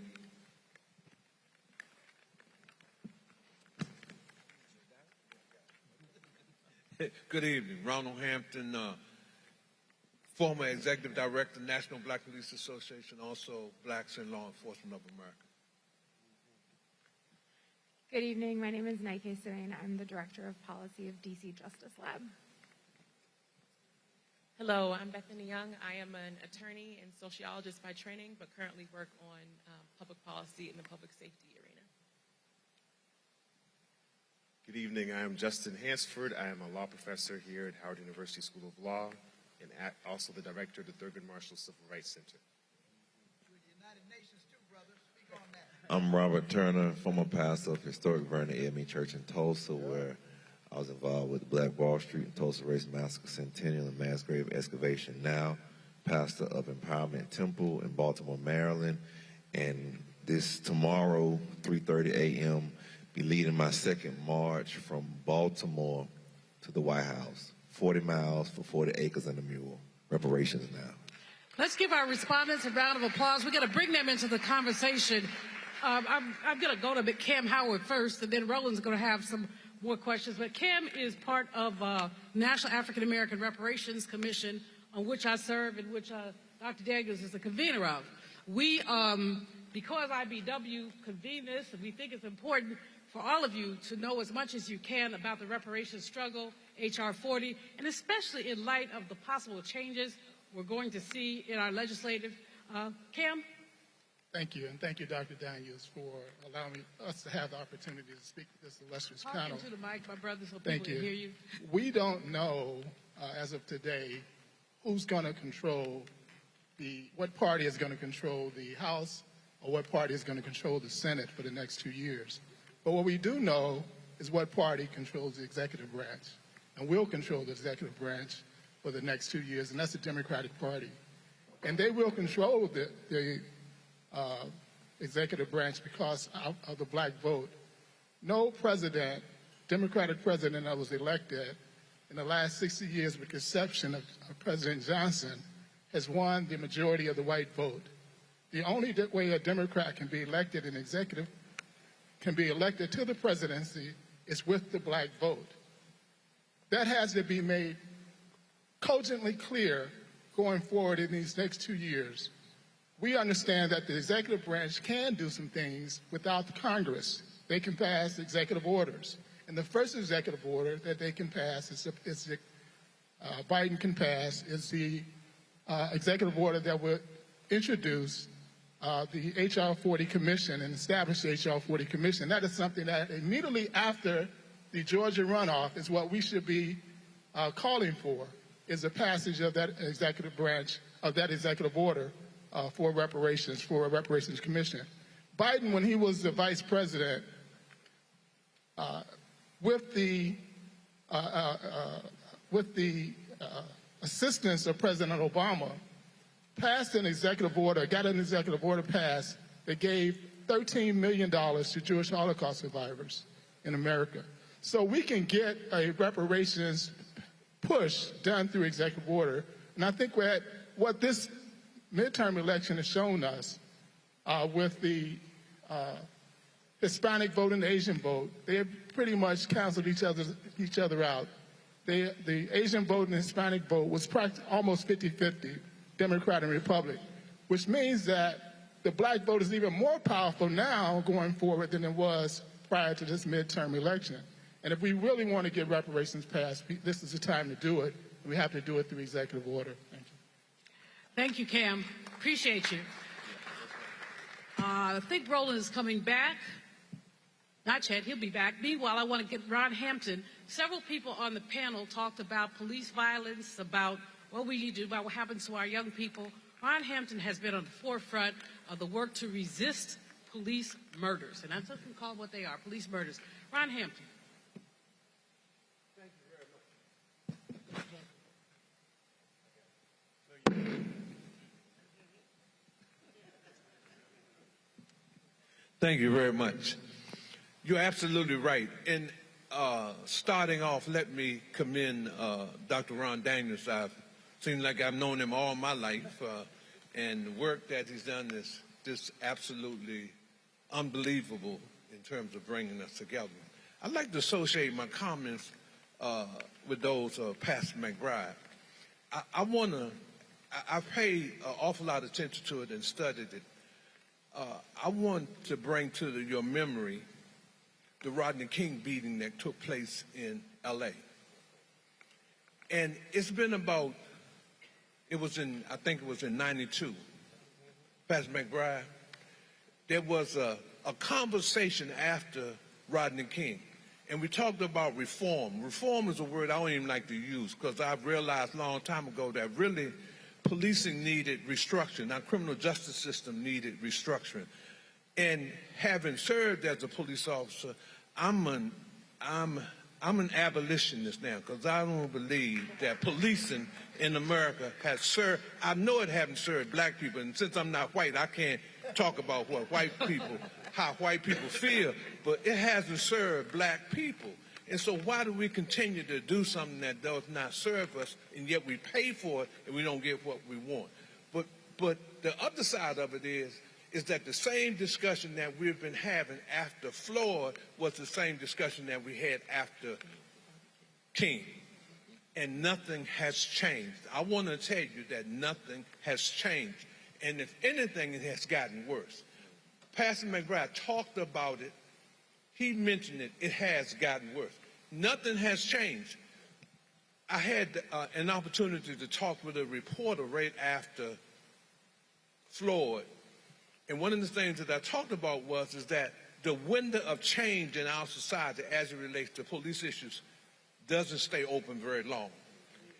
And believe it or not, it was closing the day after Floyd. It was closing the day after Floyd because the traditional law enforcement organizations in this country was tinkling around the edges. They don't want real reform. They don't really want to change it. And we know that white folk love police.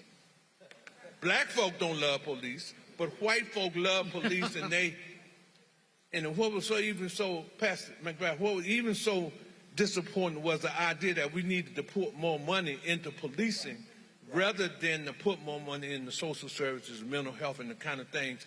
So we've been working on, with Dr. Daniels' assistance, we've been working on reducing the footprint. But as an abolitionist now, I think we have to replace it with something. And you know, if you talk about replacing something in our society today, then you have to talk about what are you going to replace it with. We have to talk about what are you going to replace it with.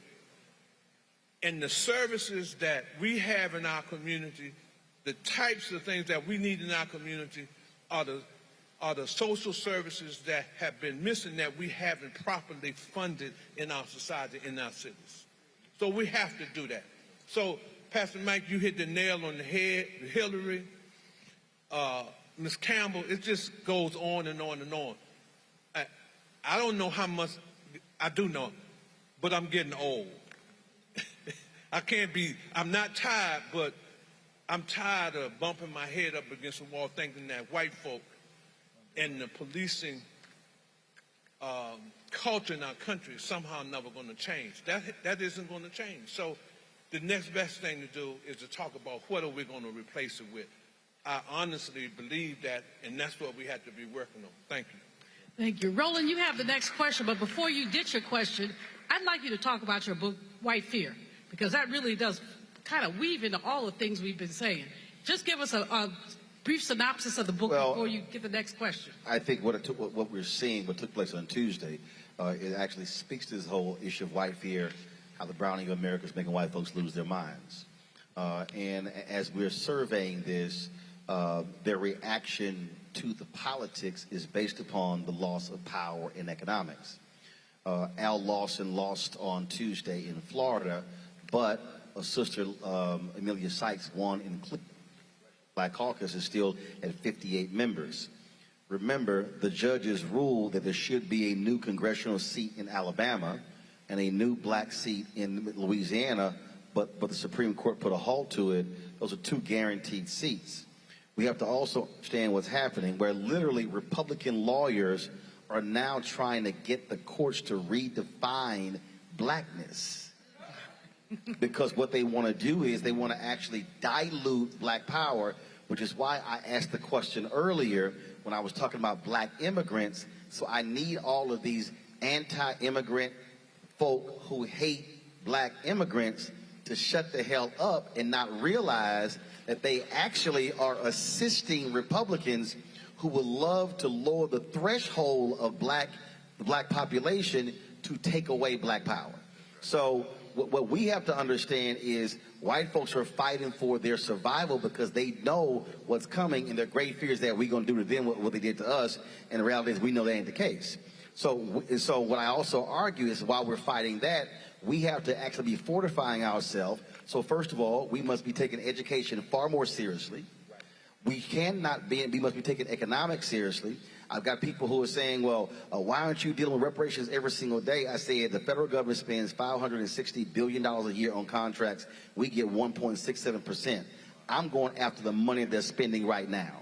The ad agency spends $322 billion. In Georgia, black companies got less than 1% of state contracts, yet folk were saying Brian Kemp was good for black business. And so we have to be targeting the existing billions of dollars being spent right now.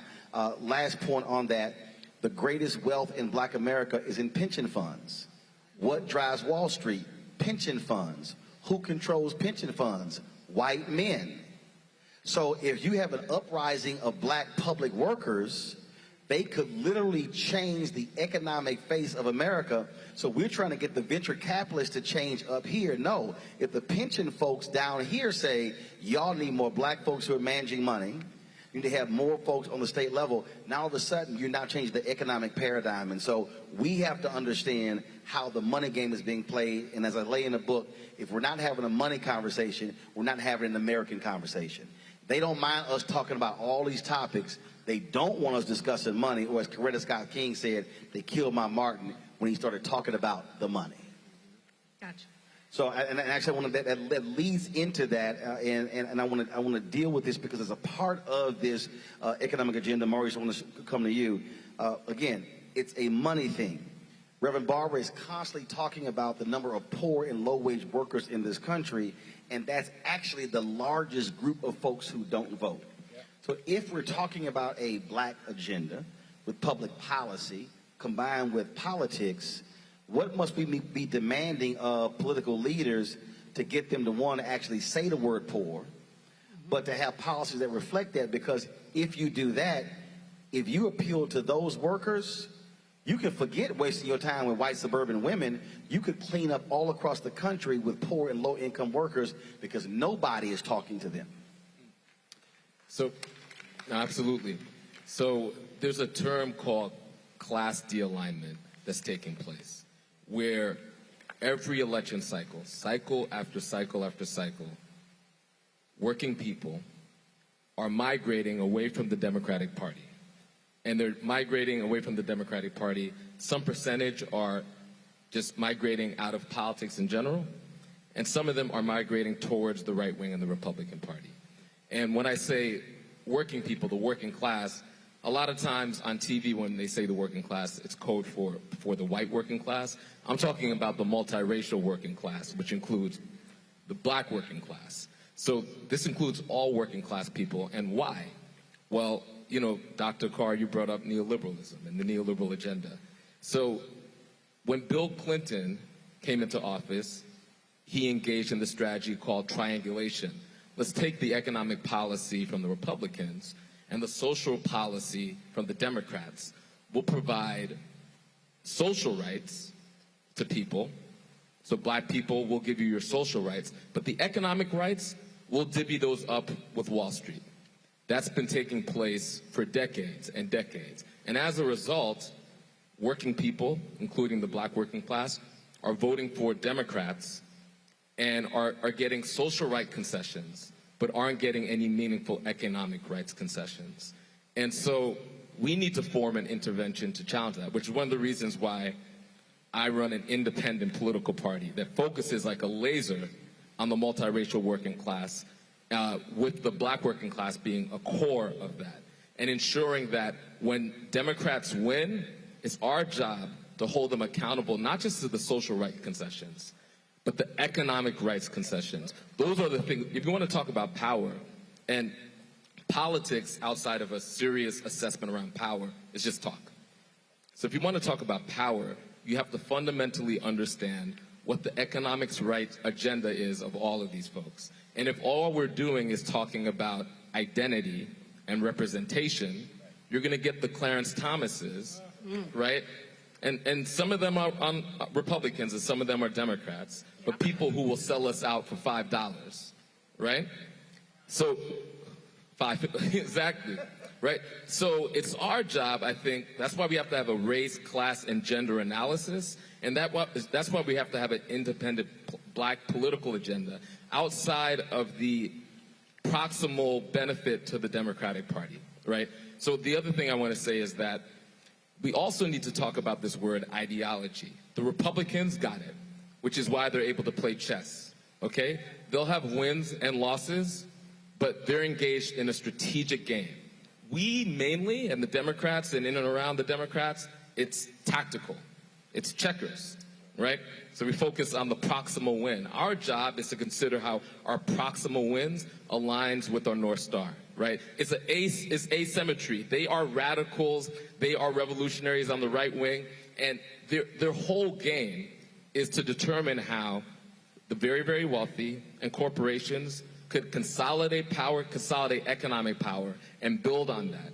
And they believe in this idea of liberty, but it's a radical idea of liberty where they think that democracy is getting in the way of their liberty, that we should have nothing to say about where corporate money goes, right? It is an infringement on it's a perverse sense of liberty. And they've messaged that they are the party of the working class. Right. And folk have actually fell for it. Oh, and this is where white supremacy comes in, right? Okay, my brother, you know what? Okay. You are fantastic. I could listen to all y'all all night, but we don't have all night. Actually, Don't worry about it. I'll have them on the show. We got it. Don't worry. All right. I got it. We'll continue. No, I'm saying I'm going to have it on my show. I got this. Oh, okay, So good. great. See, That's how you continue the conversation. well, yeah, it is an extended conversation. Thank you. Thank you. I sometimes follow orders, but about 30% of the time. Well, you're going to see it this evening. Ron Daniels has asked me and you to yield the mic so that he can close us up. And because he is the HNIC up in here, I'm going to somewhat comply. On behalf of Roland and I, although Roland will do it himself, I want to thank you all. We appreciate y'all. This has been rich. I want to apologize to anybody that we did not get to. We did our best. We could go another hour, but he ain't going to let us do that. I'm sitting down. Let's give it up. Let's give it up. Let's give it up for Dr. Julianne Malveaux and for Roland Martin. We're not quite finished. I just wanted to intervene in a certain way because there's some voices I really do want to hear before I close it out. And I do want to ask our tech team to put that last slide up because we're moving to the next conversation, at least in terms of the Institute of the Black World 21st Century. I want to ask Justin Hansford because he's modest, he's here at Howard and so forth, but he on this international question occupies a very crucial position. So would you just stand up and just tell people what your position is in relationship to the United Nations, brother? I mean, you know, we got some bad people up in here. Justin Hansford. Yeah, so thank you, Dr. Daniels. I just want to say that we have now created something called the United Nations Permanent Forum for People of African Descent. This was created just this year, and the idea is we have now a voice at the United Nations for black people throughout the black diaspora. Our first meeting will be this December in Geneva, and the idea is are we going to create a global black agenda, an alliance, as Maurice had described, an alliance with black communities around the world? Do we have an opportunity? Do we have a concept of trying to create change on the global platform? So I hope everybody here looks it up. The United Nations Permanent Forum for People of African Descent. We're trying to make some noise, and hopefully we can address black politics, not just in the United States, but around the world. All right, give it up, Justin Hansford. I'm just going to give a quick shout out to Reverend Dr. Turner, just to say that Reverend Dr. Turner is with the Empowerment Temple now in Baltimore, but he is a leading reparations advocate, and his church in Tulsa, the historic Vernon AME Church, had the last remaining structure that was destroyed in terms of the Greenwood District and Black Wall Street. And I say that because we must forever uphold and remember Tulsa. It is not just a Tulsa, it is a scar in the soul of black folks. So I just want to just give him a shout out and just let everybody know where he is. He's in this neighborhood. Now finally, I just want to... Today is the birthday of one of the 3 survivors. She's 108 years old today. And finally, James Early probably don't want to say anything, but now you got 5 minutes. 5 minutes. 5 minutes, because there's been a major development in Brazil, major development in Colombia in terms of the global structure, global questions of African people and African descendants, and there's no better person to talk about that than James Early. Okay, I'm going to do less than 5 minutes. And first of all, I'm like Ron Hampton. I'm feeling old trying to catch up with Ron Daniels. At almost 76 years of age, when I hear this young man, Brother Mitchell, not just as an individual, but as someone who is embedded horizontally, our systematically, horizontally with grassroots communities, I'm uplifted. We know that the Republican Party is our enemy, but the Democratic Party status quo is not our friend. They are a tactical ally. We are at the center of gravity, not just what can happen narrowly within the black community, but how the black community is a fulcrum for what happens in this nation, in this hemisphere, in the world. W.E. Du Bois has been raised a couple of times this evening. Remember in The Soul of Black Folks in 1903, he says, I'm bone of bone and flesh of flesh of those behind the veil, those ordinary people. He was saying, I'm well educated, I'm Harvard, I got this Dutch background, I got this vertical profile, but I align with the ordinary people. And in that preface, remember, he says, I'm speaking of all of the people of the Asiatic Sea. He was not just speaking to us black folk in the United States. He was talking about colonialism and the racial and color aspects. In 1953, he came back and said, I will not rewrite this book. I still believe today as yesterday that the color line is a major problem of the 20th century, not the major problem. But I've come to understand that behind it, there is something that puts it into motion and something that obscures it at the same time. And that is that a few people are willing to live in luxury and security at the great expense of humankind living in misery. And that in order to preserve that relationship, they're willing to go to war generally against people of color. That puts us at the center of gravity of the world motion. Howard University graduate Dr. Bernice Johnson Reagan and her song, There's a New World Coming, where you're going to be standing when it comes. We can't just be standing in the black community. We have to understand our fulcrum relationship. Our sister from the National Council of Negro Women raises the issue of capitalism. It was cotton, it was sugar, it was rum, it was the mind of enslaved black people and their hands that raised this dominant economic system which has presented us with this misery. So we have to take that up into context. Now, in this hemisphere, we're 40 million in the United States. There are over 100 million African descendants identified individually in the national census in Brazil alone. Nearly 54% of the population. Barack Obama didn't talk about that. Our Indo-Caribbean black vice president is not talking about that. Greenfield at the United Nations is not talking about the Haitian immigrants, not talking about the daily slaughter of the most complex black community in the hemisphere, which is in Colombia. Palenqueros, a language base. They look like all of us. When we talk about black people, we have to look at our plurality, not just our commonality and suffering, racism and poverty and disease, but the various creative ways in which we face the world. So let me conclude on this, and this is where I think our young sister and our leader brother here raises us. We have to get away from the personalization of politics. It is not about Joe Biden, who helped to bring us a right-wing, black, fascist Supreme Court justice. We must remember that. And of course, we want to look characteristically as well as sectorally, and we want to acknowledge people when they do the right individual thing. But let's not confuse the occasional right individual thing with the characteristic behavior of the saving of this capitalist society in 2008 when the entire world, the elite world, was bailed out. Not one white man went to jail. That was under a black president. And a great individual. But I'm talking about governance. We're not talking about personalities. So we need to tie into the grassroots community in Brazil, o Movimento Negro, Gueladés, strong black Yoruba women, who are grassroots organizers, because they are the majority. And the question of democracy in Brazil is not about the pro forma saving of democracy, that you have the right to vote. That's very important. But that's the formal procedural aspect. What is the policy content of the improvement of life? And then the assumption of leadership, not only for the direction of our communities, but for all communities. This is where we are the fulcrum, starting with the development of the so-called New World up until today. In Haiti, who's talking about? Is Austin, the head of the military, talking about Haiti? No, he's talking about Ukraine. Is the vice president talking about Haiti? No, she's talking about occasionally Latin America. Is Greenfield talking about the Haitians? Barack Obama put more immigrants out of the country than any president until recent history. Again, a nice man, but we have to look characteristically at what is going on. So let us align with these movements.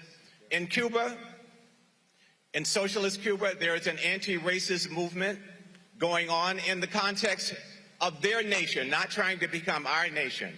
We need to align with those citizens of the Jose Aponte Committee, the Union of Artists and Writers, with President Diaz-Canal's commission, which he founded and which he meets with people talking about tourism and employment. These are the people on the grassroots level, not the personalities. With Lula in Brazil, this little white man who came from the most abject poverty, who went to Davos some years ago and said to them, "You white men," and they're looking at this little white guy. What is the significance of that? He understands that the crucible, the test case of where the world can go, is bound up with our communities in their plurality, not just in the whiteness or the blackness of our skin. So we have to hold our enemies at bay, because they are dangerous and violent and being unleashed on us. But we have to hold the Democratic Party status quo elite accountable and not just vote for these personalities, and organize with these young people. Let's provide them with our articulation, our amplification of their views, with our pocketbooks, as they have been called on, and get away from these personalities. And let us begin to have them identify in our communities stewards of governance that we elect, not these professional politicians who rotate in and out. So pay attention to Latin America. Pay attention to the largest oil reserve in the world, which is in Venezuela, with a significant Afro-descendant population, with a former president who said, "I am Indian and mestizo, Indian and Spanish and mestizo, but my grandmother was black," who said to Danny Glover, "Why don't you set up Trans-Africa Forum chapters here?" Of course, he already had his own Afro-Venezuelan network. These are the connections, the grassroots connections we need to make, and I am so proud to be not only with some of these older warriors here, but I'm especially proud to be here with this young leadership that is bringing us back to grassroots community organizing. All right. All right, well, we have had a great conversation, haven't we? Have we had a great conversation? Right. Well, I got about 5 minutes now. I mean, you know, I end up having 5 minutes to close out. But let me just quickly say that I want to acknowledge some members of the IBW board. Kevin Baker's in the audience. Amita Saunders is in the audience. Ron Hampton is actually on the IBW board. Let's give it up for them. And our board chair would have been here, but nonetheless, he's got some challenges. Dr. Tyrone Lovelace went to see after him. Another round of applause for the panel and for the moderators. This is what the Institute of the Black World 21st Century does. It's not. I didn't hear you. They haven't changed the slide because they ain't got the slide. So this is. I'm just being blunt about it. But anyway, this is what we do with the Institute of the Black World 21st Century. We specialize in collaboration and facilitation and bringing people together for these kind of conversations. I'm proud of the fact that we do it across the spectrum. I'm a Pan-African nationalist. I don't go around talking about it, but that's where I come from. But whenever we do something, it's all about bringing all of us together with different perspectives. So the next step is it's onward to the State of the Black World Conference, April 19th to the 23rd in Baltimore. That's what's supposed to be on the screen. The theme and all of that is supposed to be up there. Now I just got to do it from my ancient mind. It is the 50th anniversary this year of the Gary National Black Political Convention. We haven't talked really enough about that. We sort of talked a little bit about it, but that was one of the most significant gatherings in the history of these United States of America. Haven't had played a little role in that process. Won't talk much about it, but I did. It's the 50th anniversary of the first African Liberation Day. I was one of the founders of African Liberation Day. And it's the 20th anniversary of the founding of the Institute of the Black World 21st Century as an organization primarily which focused on what we did tonight. It's not about Ron Daniels. It's not about any of us individually. It's about our collectivity and the whole notion that we are each other's best teachers. We have great assets. So we talk about cultivating a culture of collaboration. I use the word culture intentionally to heal and empower Black families, communities, and nations. That's what we do.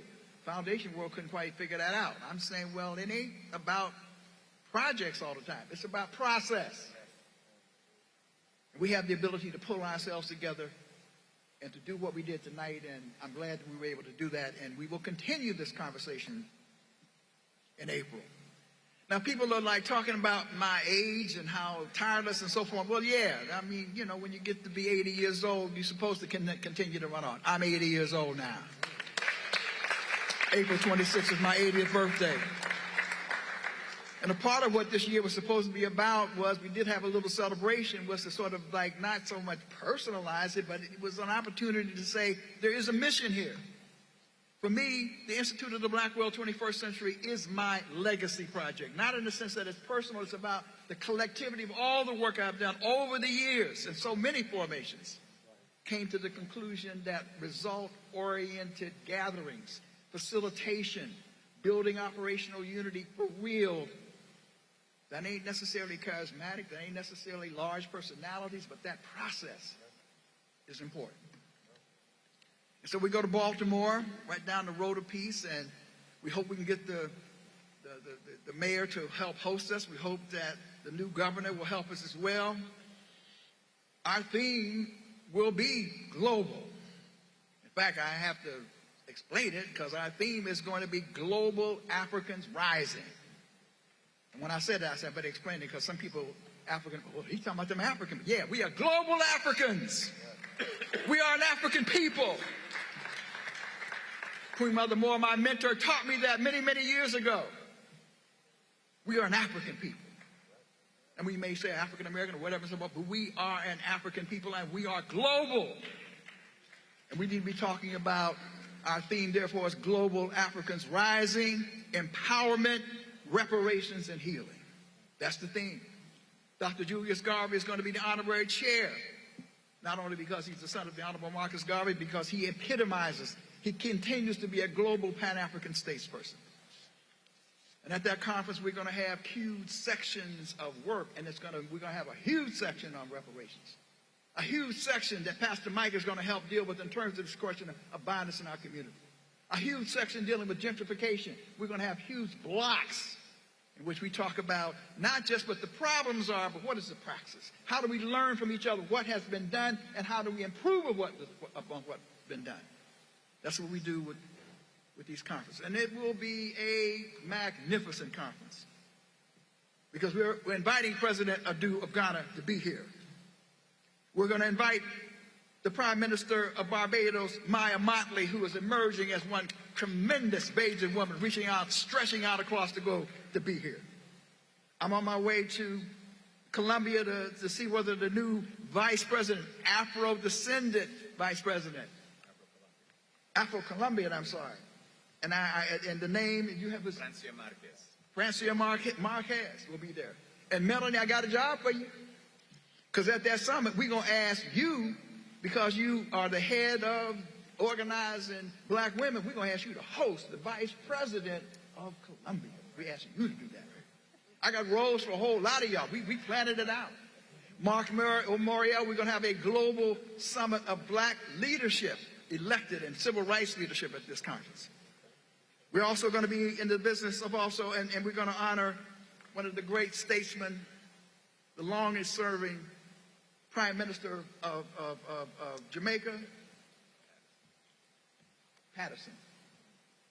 We're also going to bring Brother Akon up in here and honor him. We're also going to honor Congresswoman Sheila Jackson-Lee, Congresswoman Barbara Lee for their courageous leadership, Bishop Vasta McKenzie. So we're going to have a tremendous gathering right down the road a piece in Baltimore. And we want all of you to be a part of it in terms of the next big conversation. And we will have not only a town hall meeting on reparations, we will reassemble, because it'll be about 100 days out in terms of the new changes that have been made to assess again where we stand and what it is that we can do. So brothers and sisters and friends, we so appreciate you participating with us tonight. I ask you to go to ibw21.org. We got a special screen, a special place, because we're asking people to pre-register for the State of the Black World Conference. Not only to pre-register, we're asking you to become friends and advocates of the IBW, of the Institute of the Black World 21st Century, as we organize this process, because we want to organize at least 1,000 people to be a part of the State of the Black World Conference.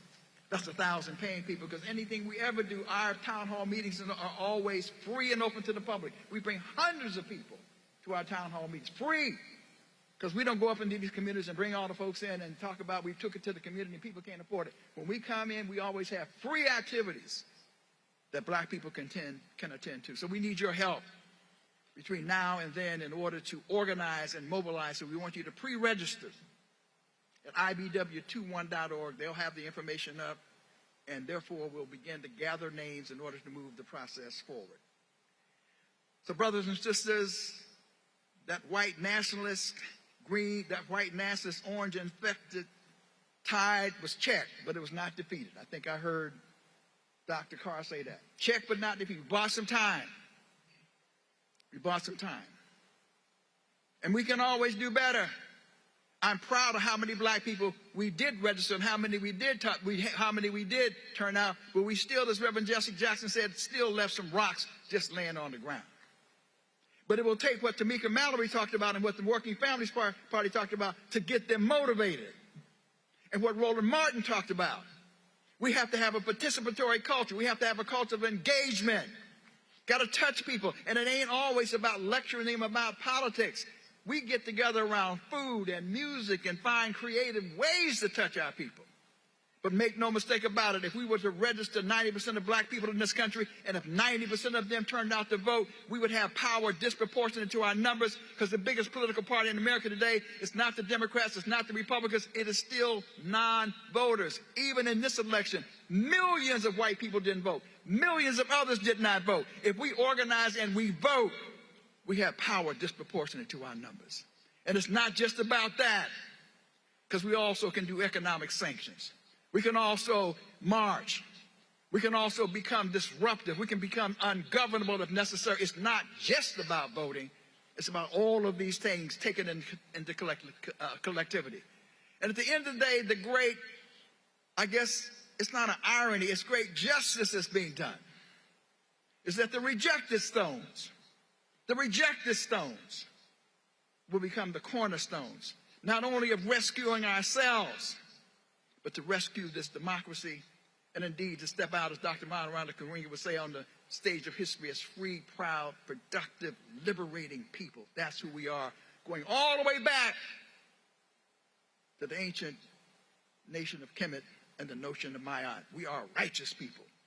And righteous people, we march, we organize, and in so doing, we not only save ourselves, we save the world. So we say, good evening, Harambe, Harambe, Harambe, Luta Continua, good evening.